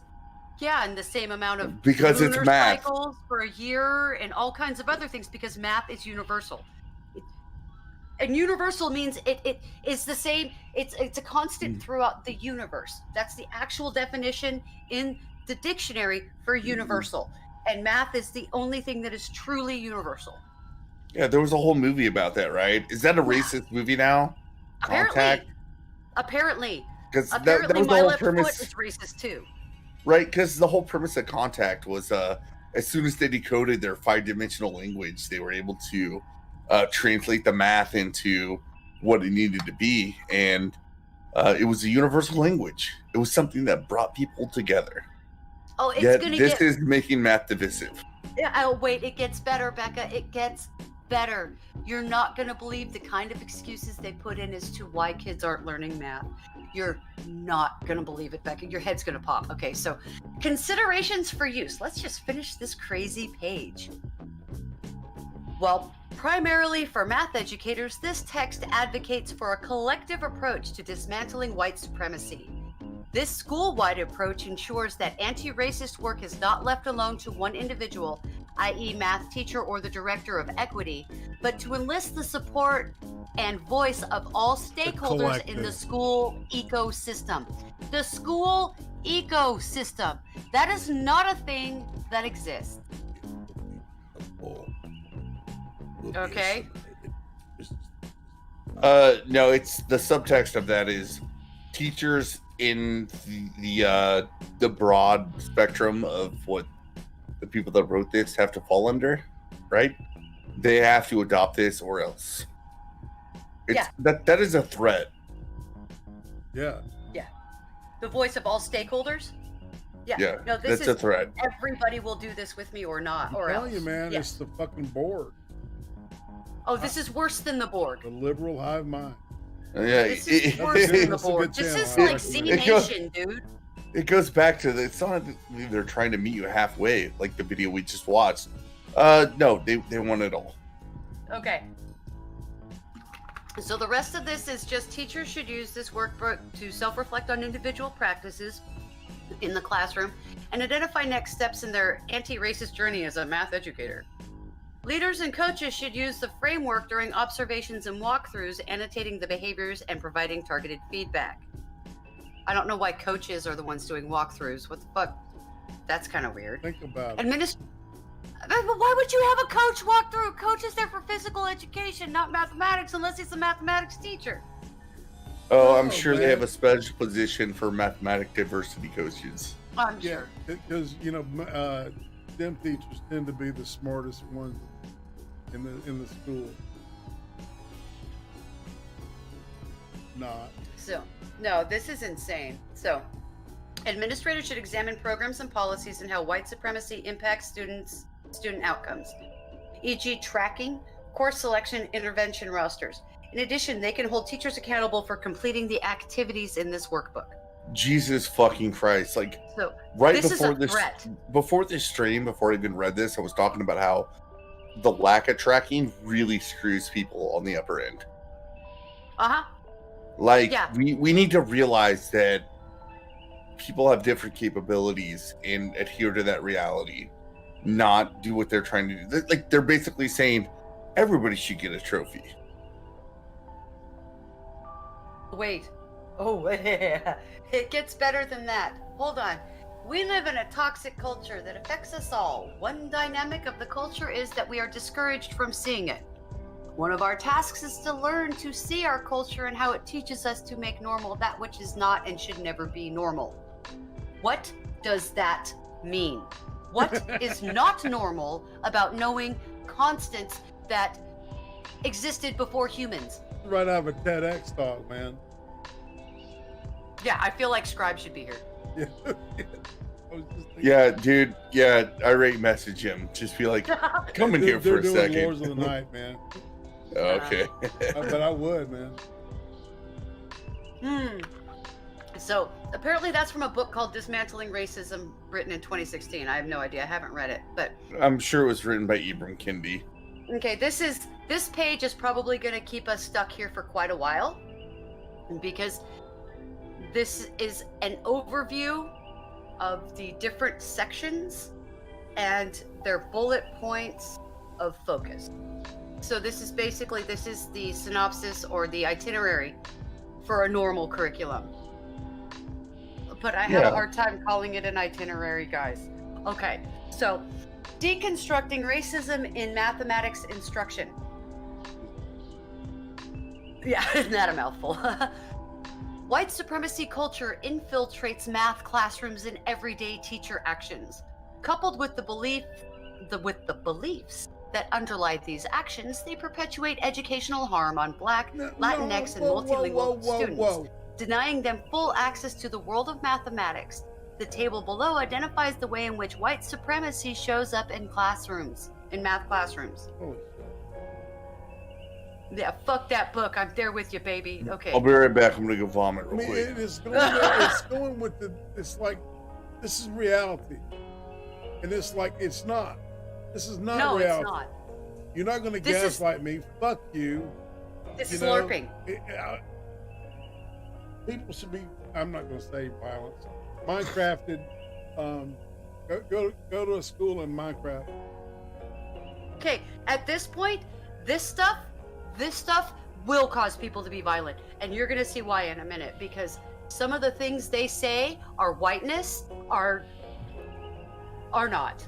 So yeah, I mean, this is something they've been doing for a long time, and we've talked about many times on the stream, where they call things white supremacy that have nothing to do with whiteness or supremacy.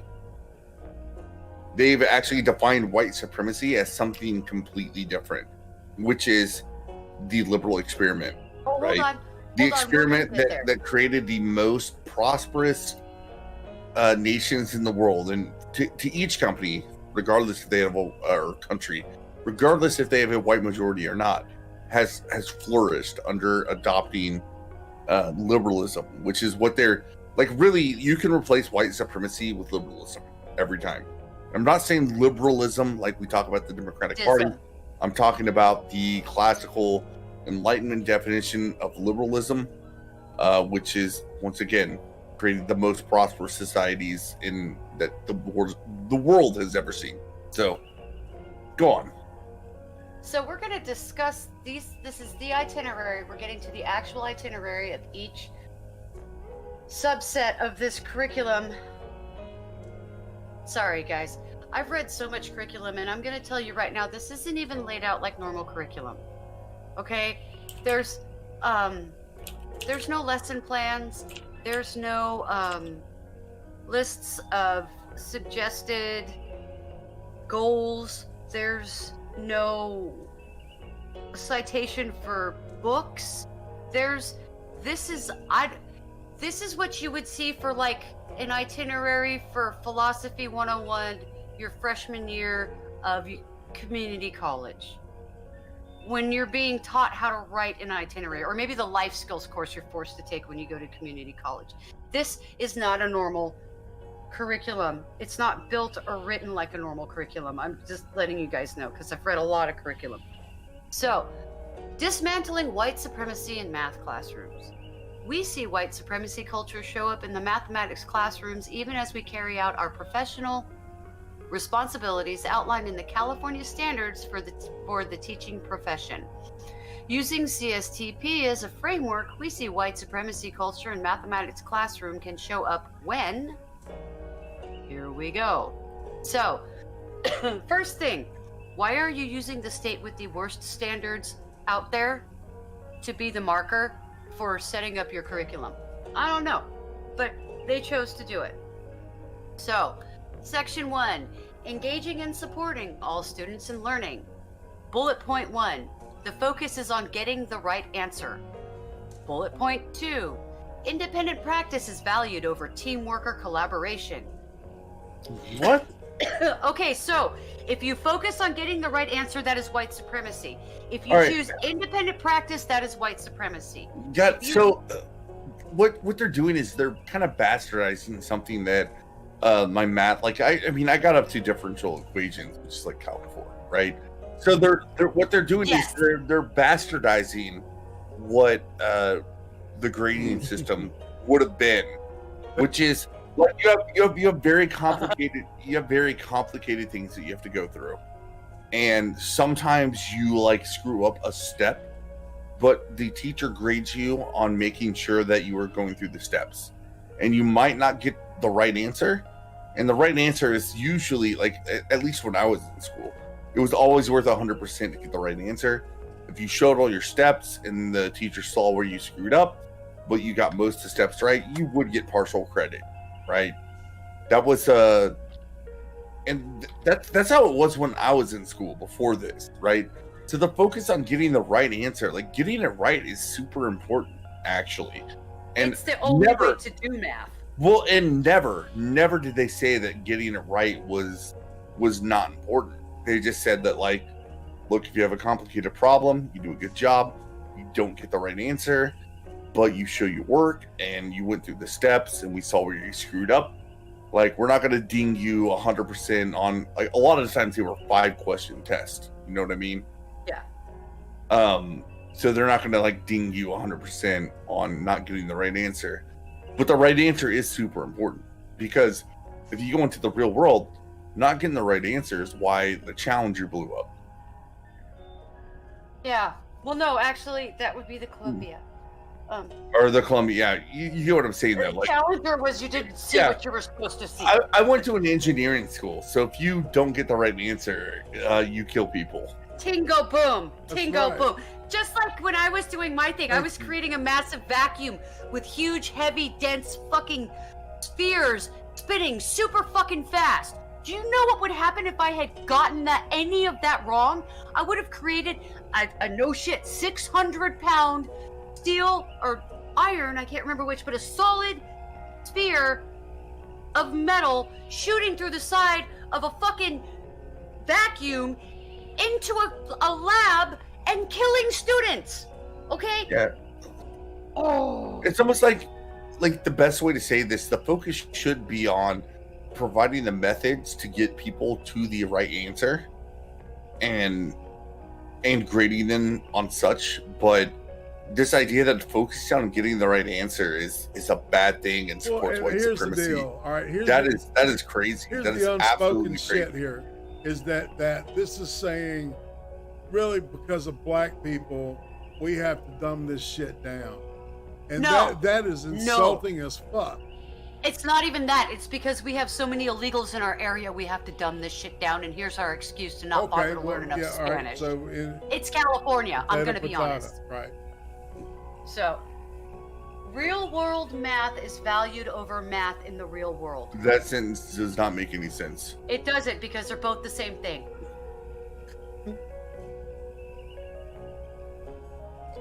They're the same thing. So, all they're doing is trying to make themselves feel. Just saying. It does. It doesn't. See, this statement right here. Yeah, this is why we are so far behind, Becca. This is exactly why America is struggling right now in terms of education. So, real world math, guys. Math in the real world and real world math are literally the same thing. They're telling you that you're valuing something over that you're valuing. It's a nonsensical, crazy pants statement. So, students are tracked into courses, pathways, and within the classroom. So, what they're saying is because you're tracking the students and watching what they're doing, and you're looking at it over time, that tracking is interfering with the child's way of learning. God damn. That student's really good at math, but we should not give him any special treatment and challenge him to be better at math. Did anybody ever watch the movie The Adventures of Baron von Munchausen? Oh, yeah. Do you remember when Sting gets shot in the chest for being a valiant soldier? Yeah. Okay. He was going to encourage other people to try. Okay. Kind of the same thing here. Participation structures reinforce dominant ways of being. What?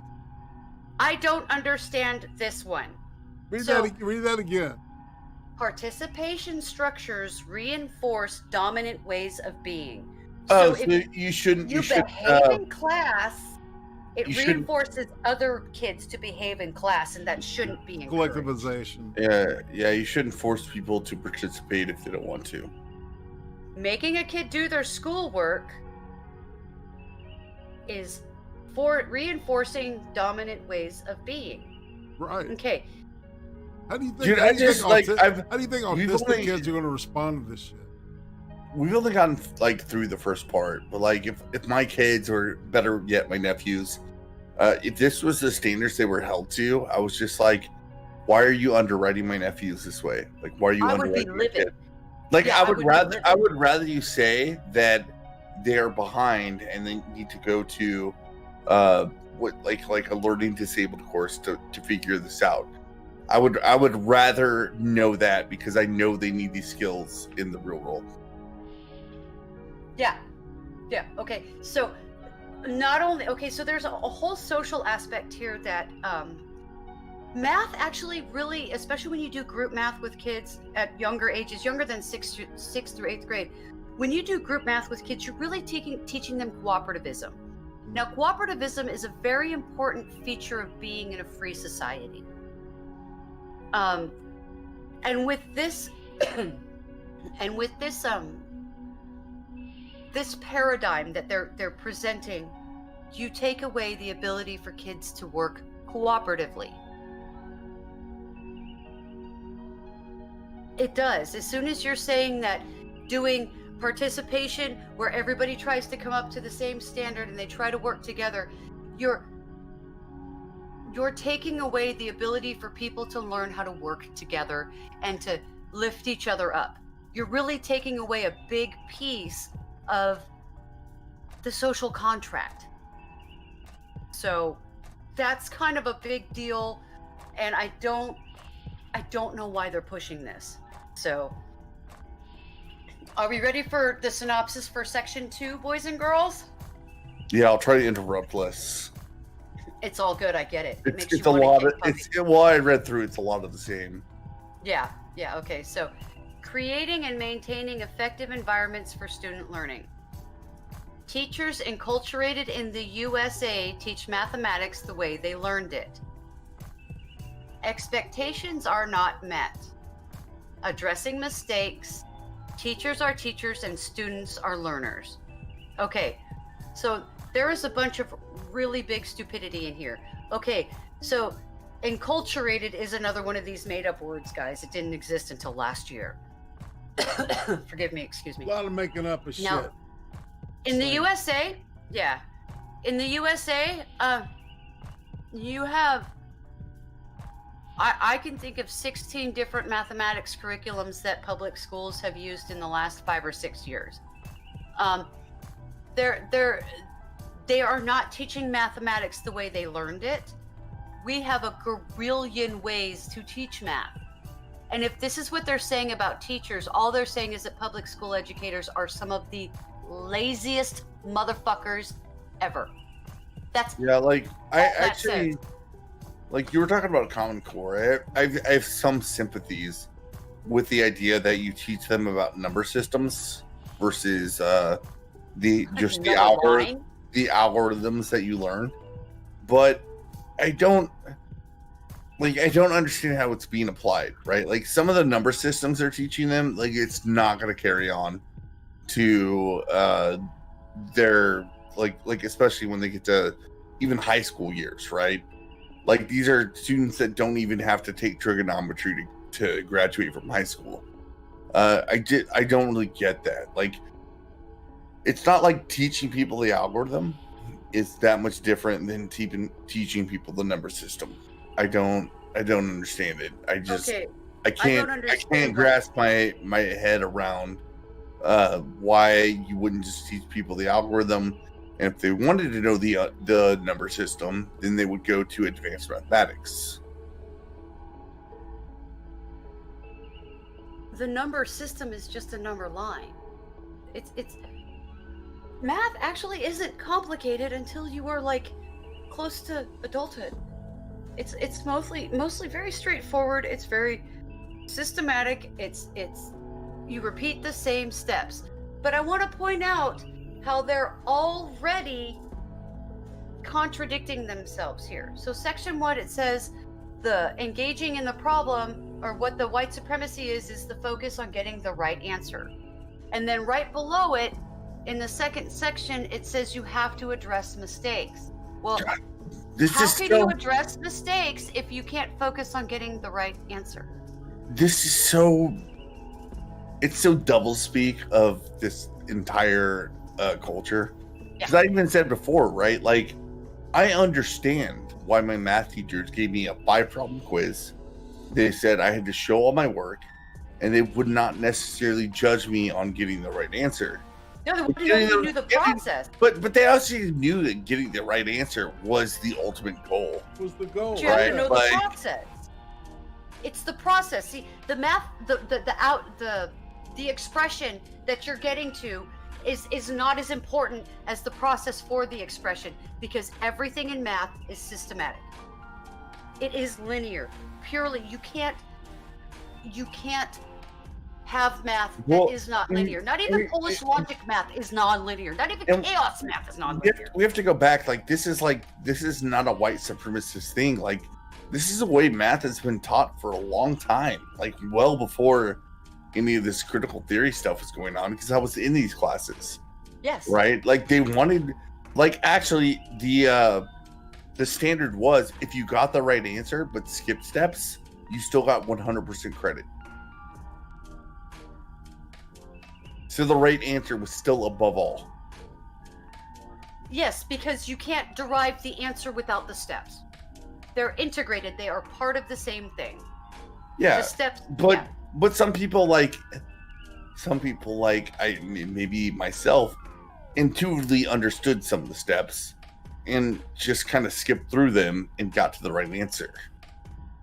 And if you got to the right answer, the professor was that is more important than laying out the steps. No, not for me. Not when I'm teaching. Not when I'm teaching my kids. Look, I can agree with that, like with you teaching, but when it comes to in the real world, right, you need to get the right answer, because if you don't get the right answer, the lives are on the line. Think about this, and that is what I feel is completely missing from everything that we're watching, right? Well, that's why I focus on the steps, Excel. When I'm teaching mathematics, the most important part is the steps. Because if you know the steps through and through, you can correct and check your shit so that nobody dies. Yeah. Okay.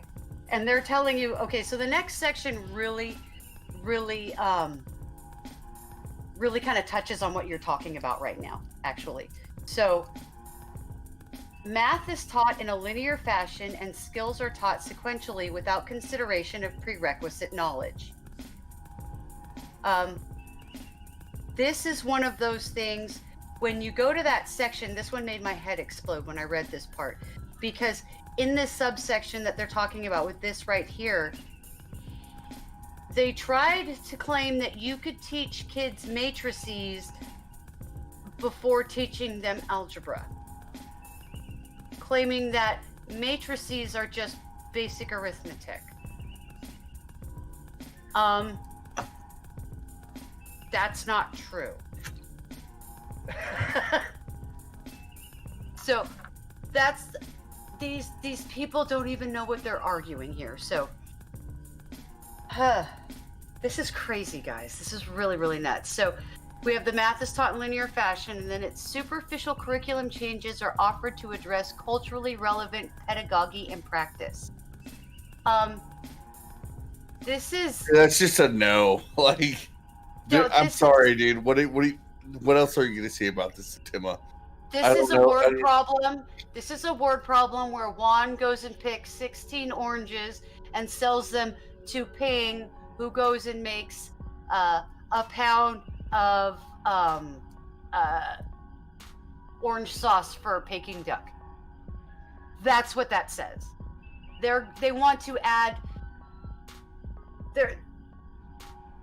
They're claiming that by putting different names in word problems and changing the names of the quantities, that isn't actually multicultural enough, and that you need to change the way word problems are written to make them more multicultural.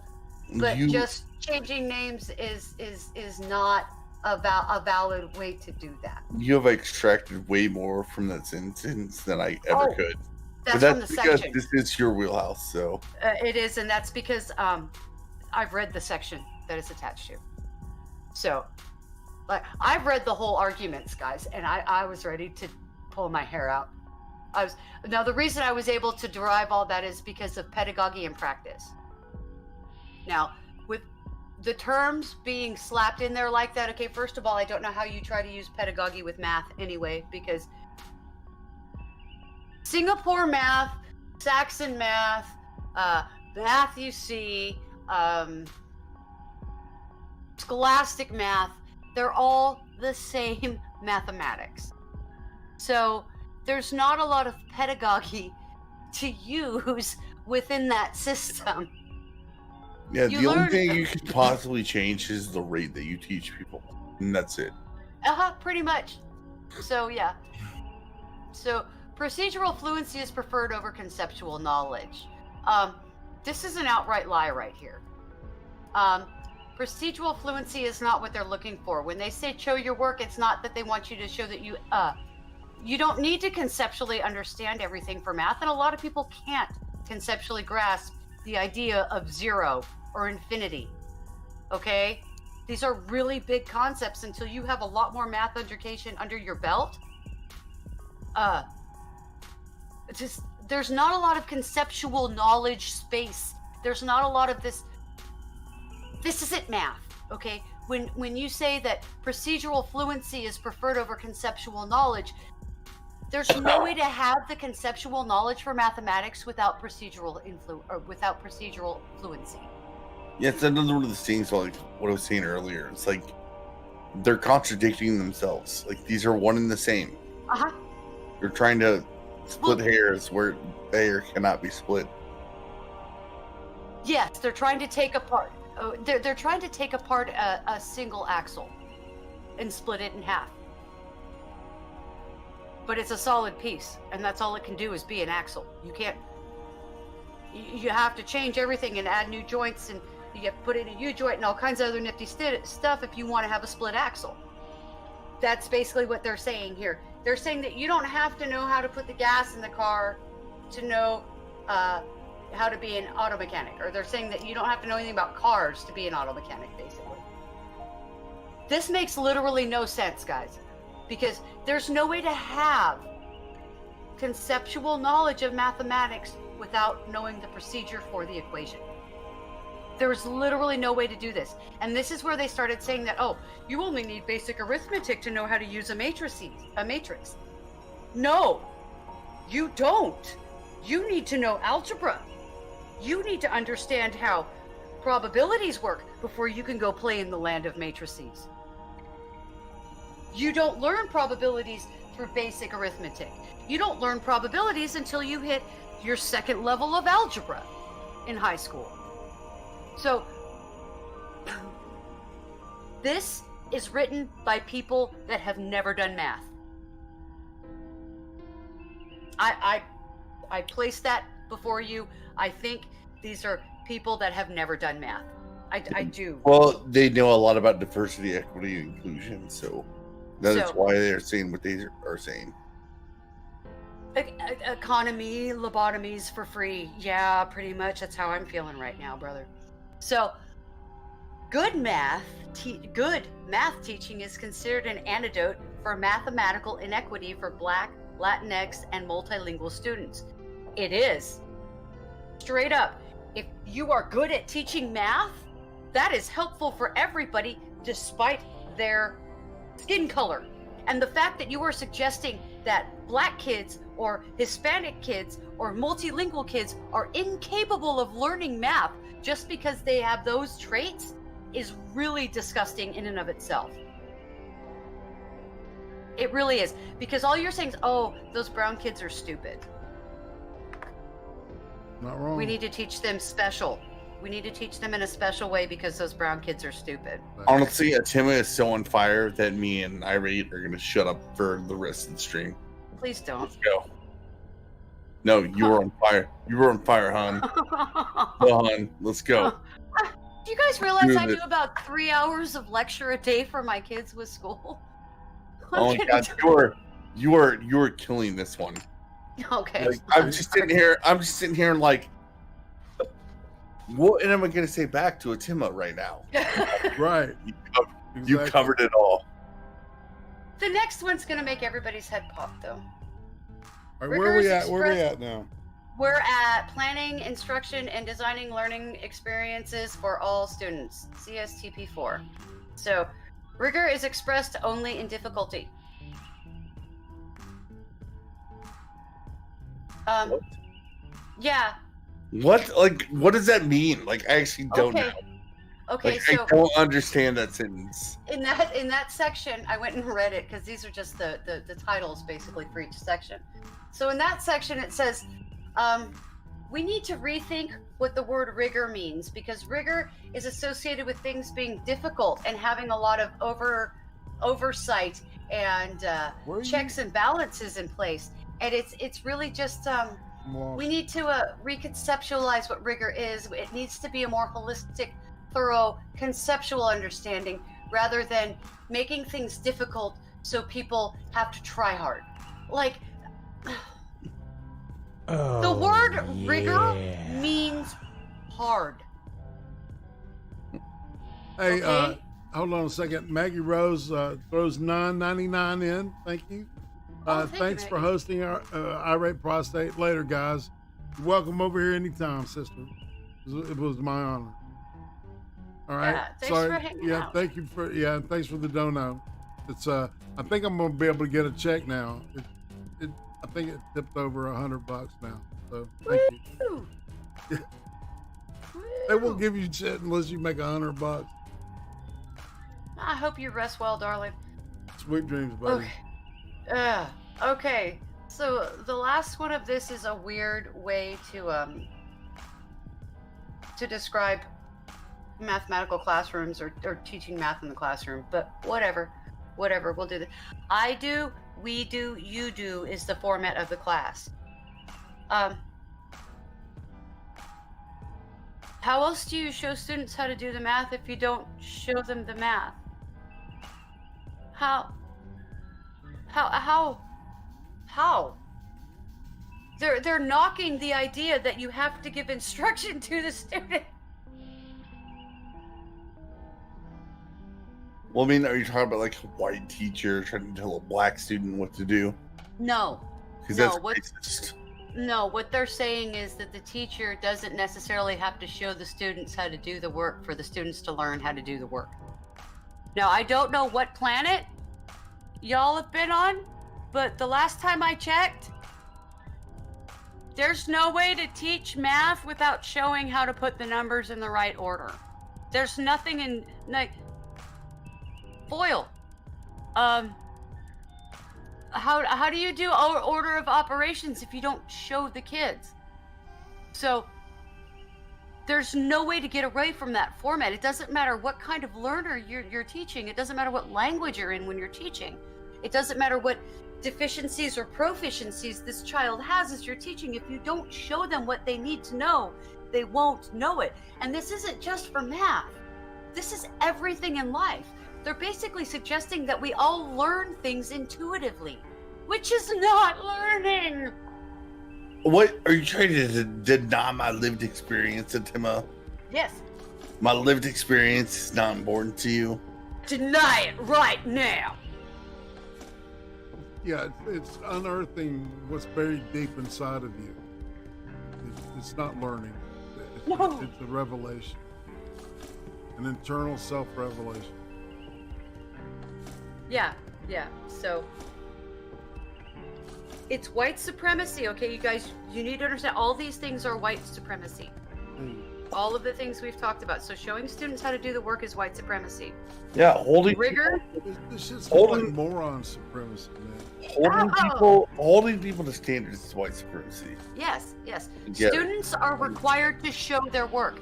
A sign of white supremacy is having students required to show their work. How do I know that they know how to do the math if I can't see the steps? Right. How do the kids know how to look back and figure out where they went wrong if they can't see the steps? What about all the... I lost you, brother. I got nothing. You okay? I'm actually just like There you sitting are. laughing because every complaint I had about this whole argument, I'm pretty sure I summed up in the first verse. Yeah. Where they started with saying it's white supremacy, like you're saying. There's nothing white supremacist about this. Or like, this actually works for teaching people how to do things that will eventually lead some people to useful skills, like being engineers or scientists. We're seeing how the Soviet Union was formed. God, okay, so grading practices are focused on lack of knowledge. Okay. That is literally the opposite of how everything is fucking graded, dude. You're graded off of how much knowledge you've acquired from the lesson, not a lack of knowledge. Yeah. This is them not understanding what grades are for. I've had some teachers that were really upset with me, especially in college. They did not like the fact that I did not show up to class, but I usually did very well on tests. They would ding me for random bullshit versus people I knew that showed up to class. But nonetheless, they had to give me credit for getting the right answer.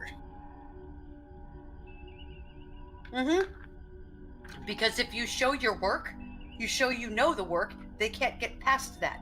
That is the entire fucking purpose of educating people.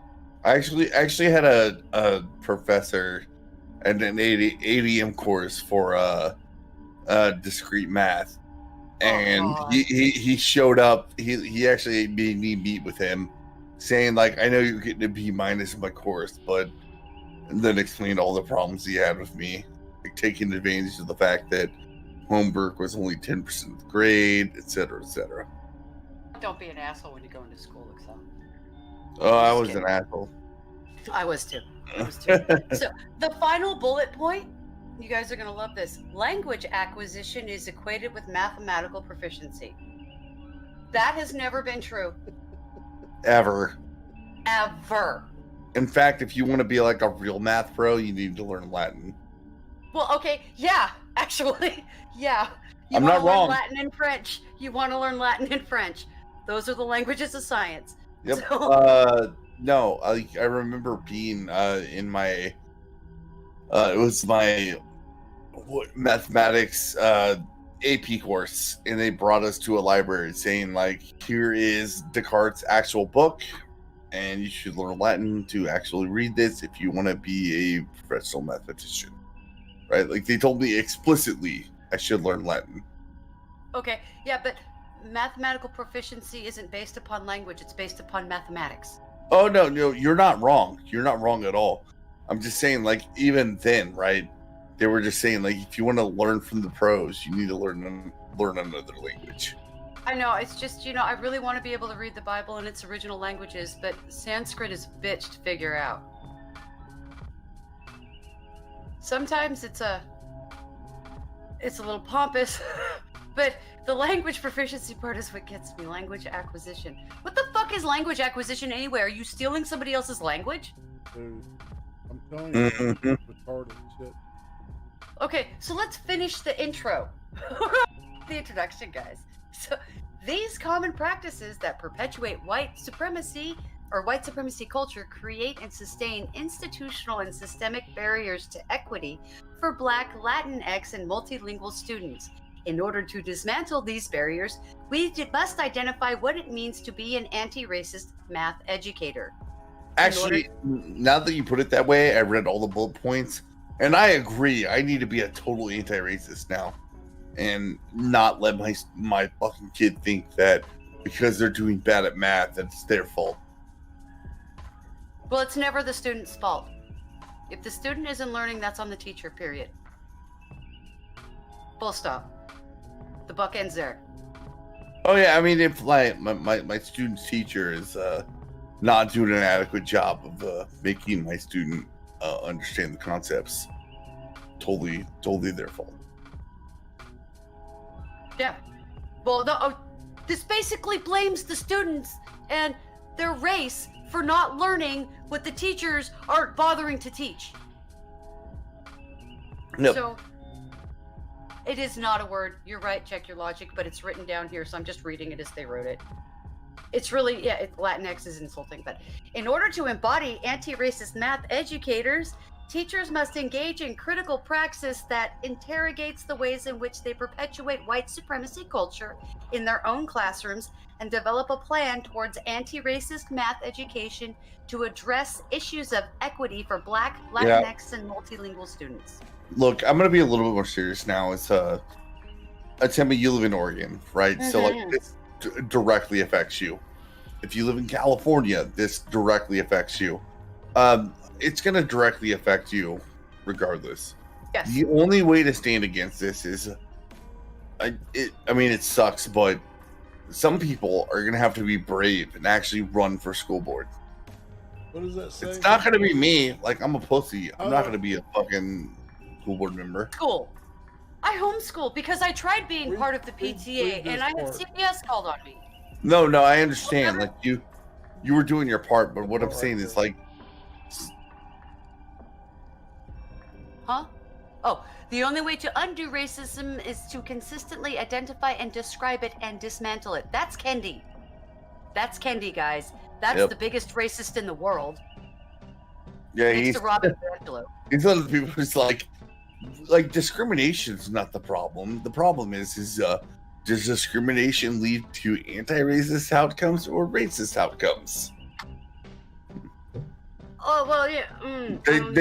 They deny universal morality. Is what I'm really getting at. God. Okay, so characteristics of anti-racist math. Hold on, I gotta get through these crazy statements. Double standards are consistent with that. Oh yeah. So is double speak. So anti-racist math educators deconstruct the ways they have been taught math to learn and teach math differently. Design a culturally sustaining math space. I have no damned clue what that is.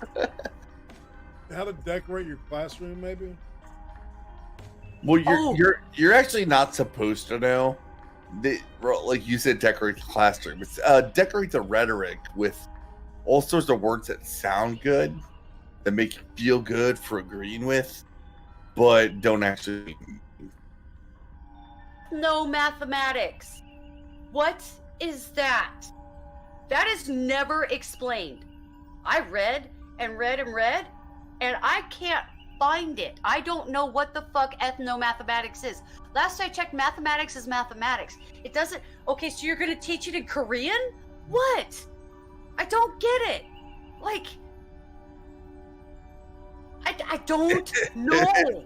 It's one of the few things. It's one of the few things where, like, Korean mathematics is the same as all other mathematics. Well, okay, so there's a math really is popular... math.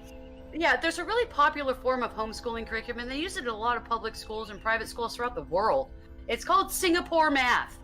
Do you know where it's from, guys? Taiwan. Singapore. Does it matter? Does it matter though? Singapore is not in America. I would say, like, does it matter? Like, Singapore math cannot be different than American math. It's not. It's not. The only reason I didn't use the curriculum is because it wants you to start with your kids at a young age, and it does the base 5 counting. Yeah, and like, I didn't want to start with base 5 counting. Yeah, like things like that, they're fine, right? Like, I understand the difference because, especially when you get into computing, right? Like, you learn hexadecimal, which is base 16.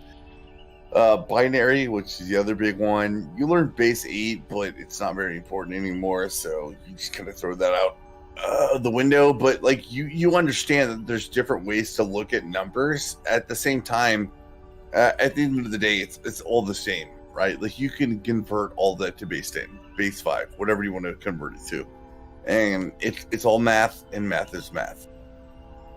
It does. 2 items plus 2 items equals 4 items. It doesn't matter where you go in the universe. You can communicate that fact. Like, special situations where 2 versus 2 equals 5. Like, that special situation needs to be communicated explicitly. And you're not actually saying 2 plus 2 equals 5. You're saying in this very specific instance, you have something that is not 2 and not 2 that comes together and equals 5. It's 2 and then some plus 2 and then some, and then it equals 5. Okay. Well, yeah, exactly. Like, they're not not 2. Yeah. They're not 2. Make rigor accessible through strong and thoughtful scaffolding.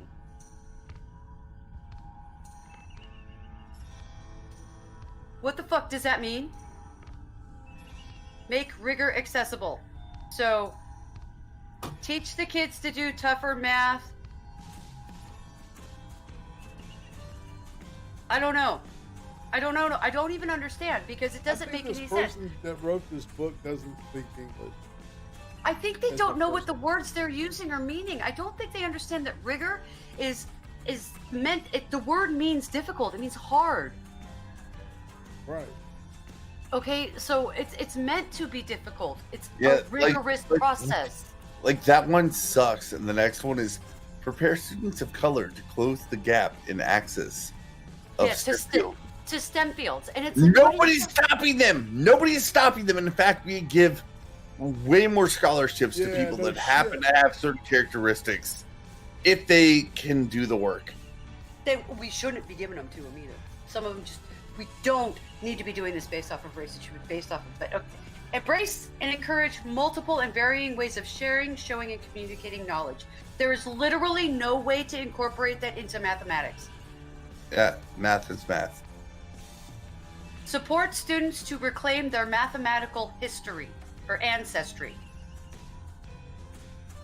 Like, what does that even mean? Like, if you have a mathematical ancestry that was bad at math, like, no. Okay, what is that? Nobody has that mathematical ancestry. Math has existed without the need for humans. Yeah, I mean, you're right. Literally like, saying people with stupid parents. Oh, right? They're literally trying to say that some people own math in their history and other people don't. Dude, I'm done. I'm done. This was actually a great exercise when you showed 4 points. Because after this, right, we have nothing but they're trying to explain the bullet points with more bullet points, right? They don't actually have a lecture like proving anything they said to be was true. Like this is really, really bad. Have you ever seen a curriculum layout like this? Have you ever seen a curriculum layout like this? No, I mean, never seen thesis, right? Yeah, this is a thesis. This is basically like the outline, right? Yeah, it's an outline. It's an itinerary, but that's all it is. There's nothing in here. One of them, it says use Ankara fabric to teach kids tessellations and percentages and stuff like that. So I went and looked up what Ankara fabric was. Do you know what Ankara fabric was called before it was called Ankara fabric? What? It was called the Dutch method. It was called Dutch fabric. So you know those nifty sashes that batik. Do you guys know what batik is? You know, the people draw the pictures on the dyed stuff and it has like the tie-dye behind it. Yeah, it's like it's old. Oh, you mean batik? Yeah, batik. It's called batik. So my prediction: the Department of Education under Joe Biden will adopt a very similar set of premises for teaching math. Okay, and then it says that's my prediction. Okay, it tells you to intentionally integrate physical movement in math classes. Why? Why?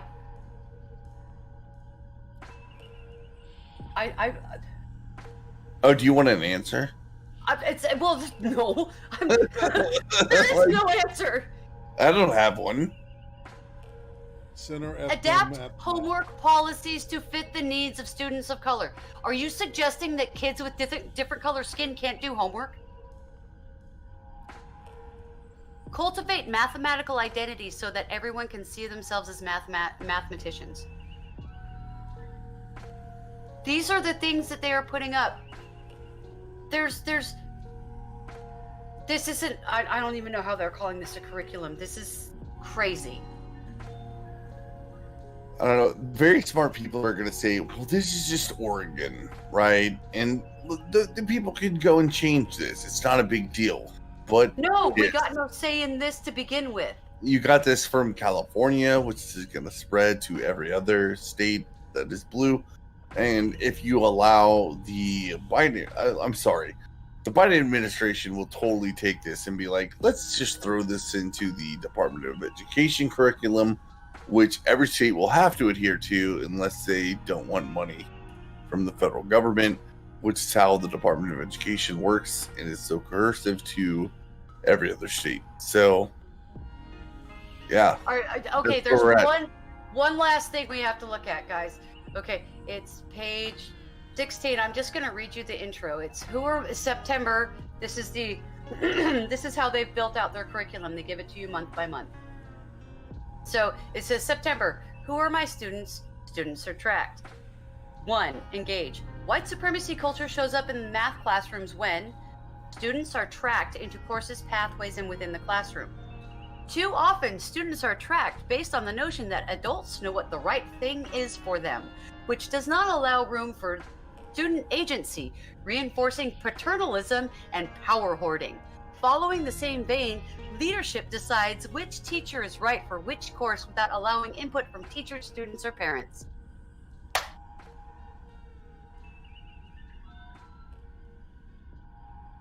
So that 13-year-old that's angry at the world has been given as much ability to make decisions for himself as the 35-year-old running the classroom.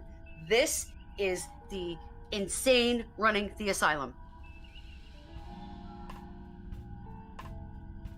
Sorry, I just wanted to point that one out because that one made me crazy. It's page 8, brother. No, this is actually amazing. In fact, I want you to find more woke education strategies and I've got do a whole this bunch, again. man, from the New York schools. Yeah, well, we can go over 16, 19. Yeah, we can go over 16. We did do that No, we didn't. Quite a bit, like a little bit, but Yeah, what in the absolute fuck? That's where my brain went to, brother. This shit makes my brain hurt. Literally. I'm too smooth brain. Yeah, no, like listening to James Lindsay, he gave me like a little bit of hope for society at the beginning of the stream, and then we moved to this, and I'm just like, we're literally teaching our kids this. Like, this is the opposite. Yes, it is.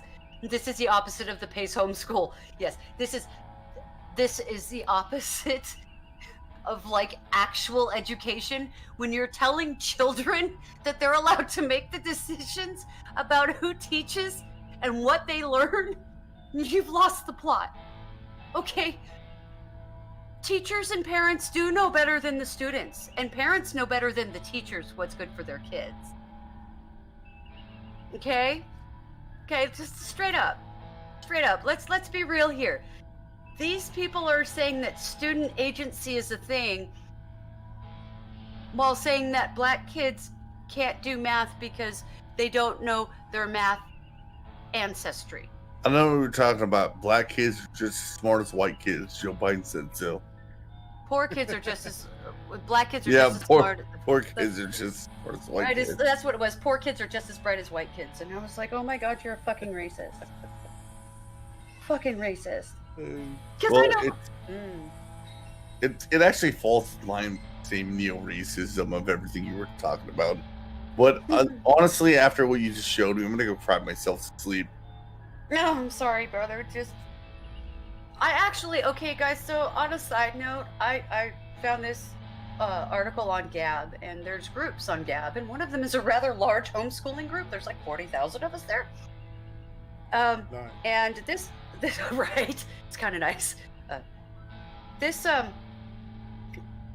article actually has a public school teacher that's traveled, a public educator, they're claiming to be, traveled for 3 decades across the globe teaching people math, saying that this doesn't say that math is racist.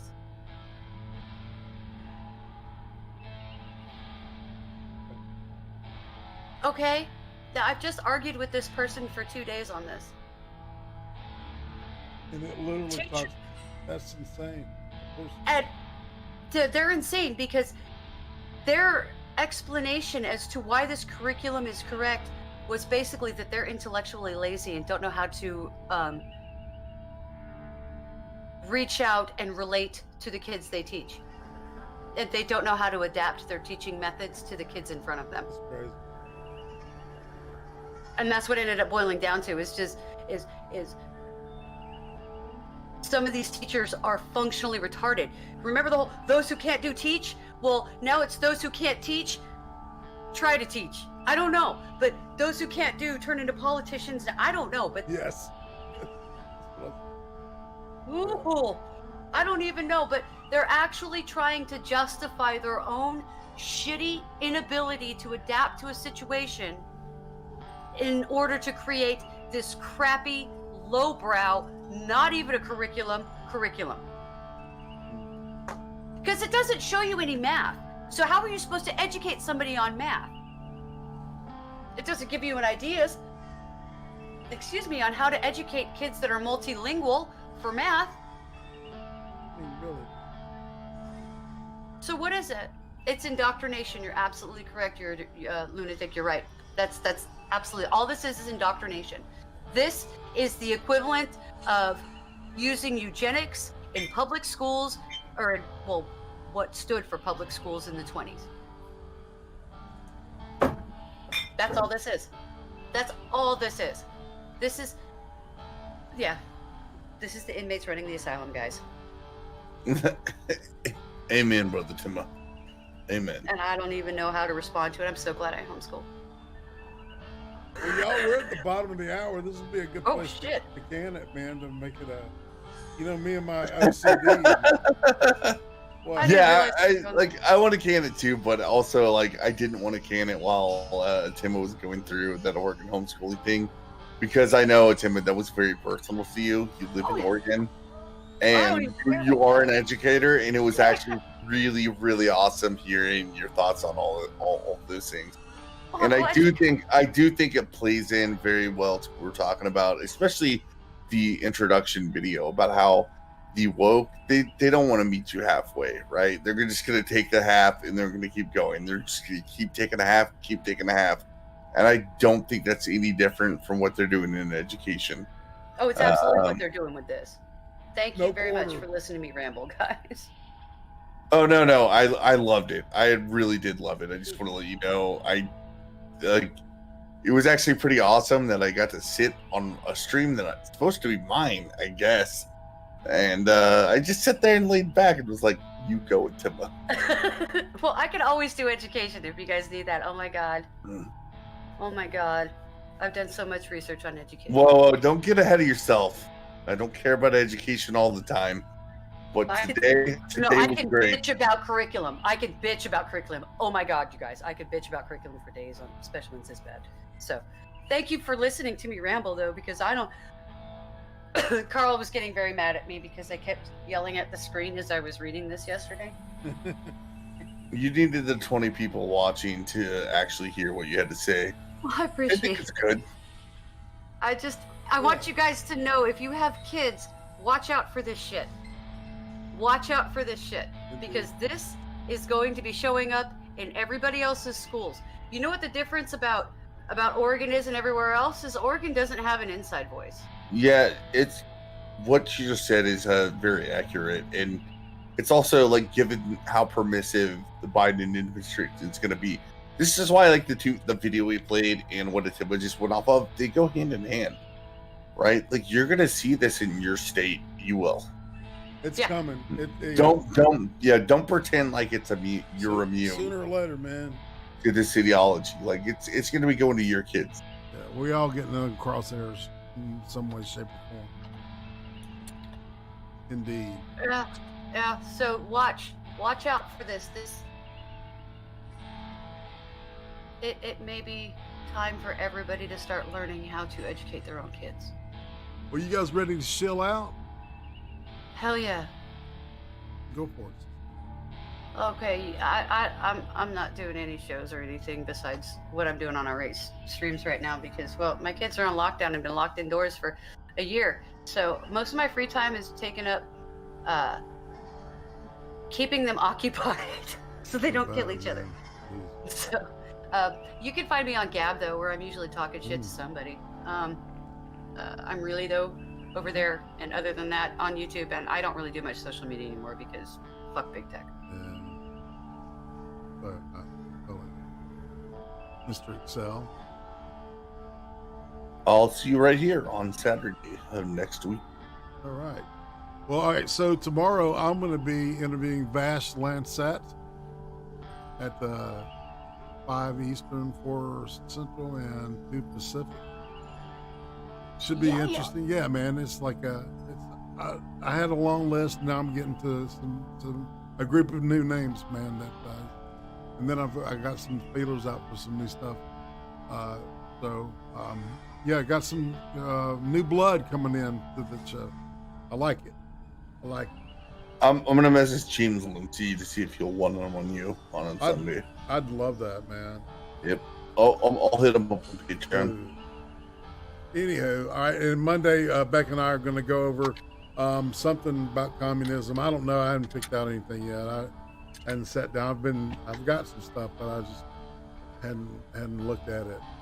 So, and on that note, let's say goodbye, y'all, and get out of here. Bye. Peace, dudes.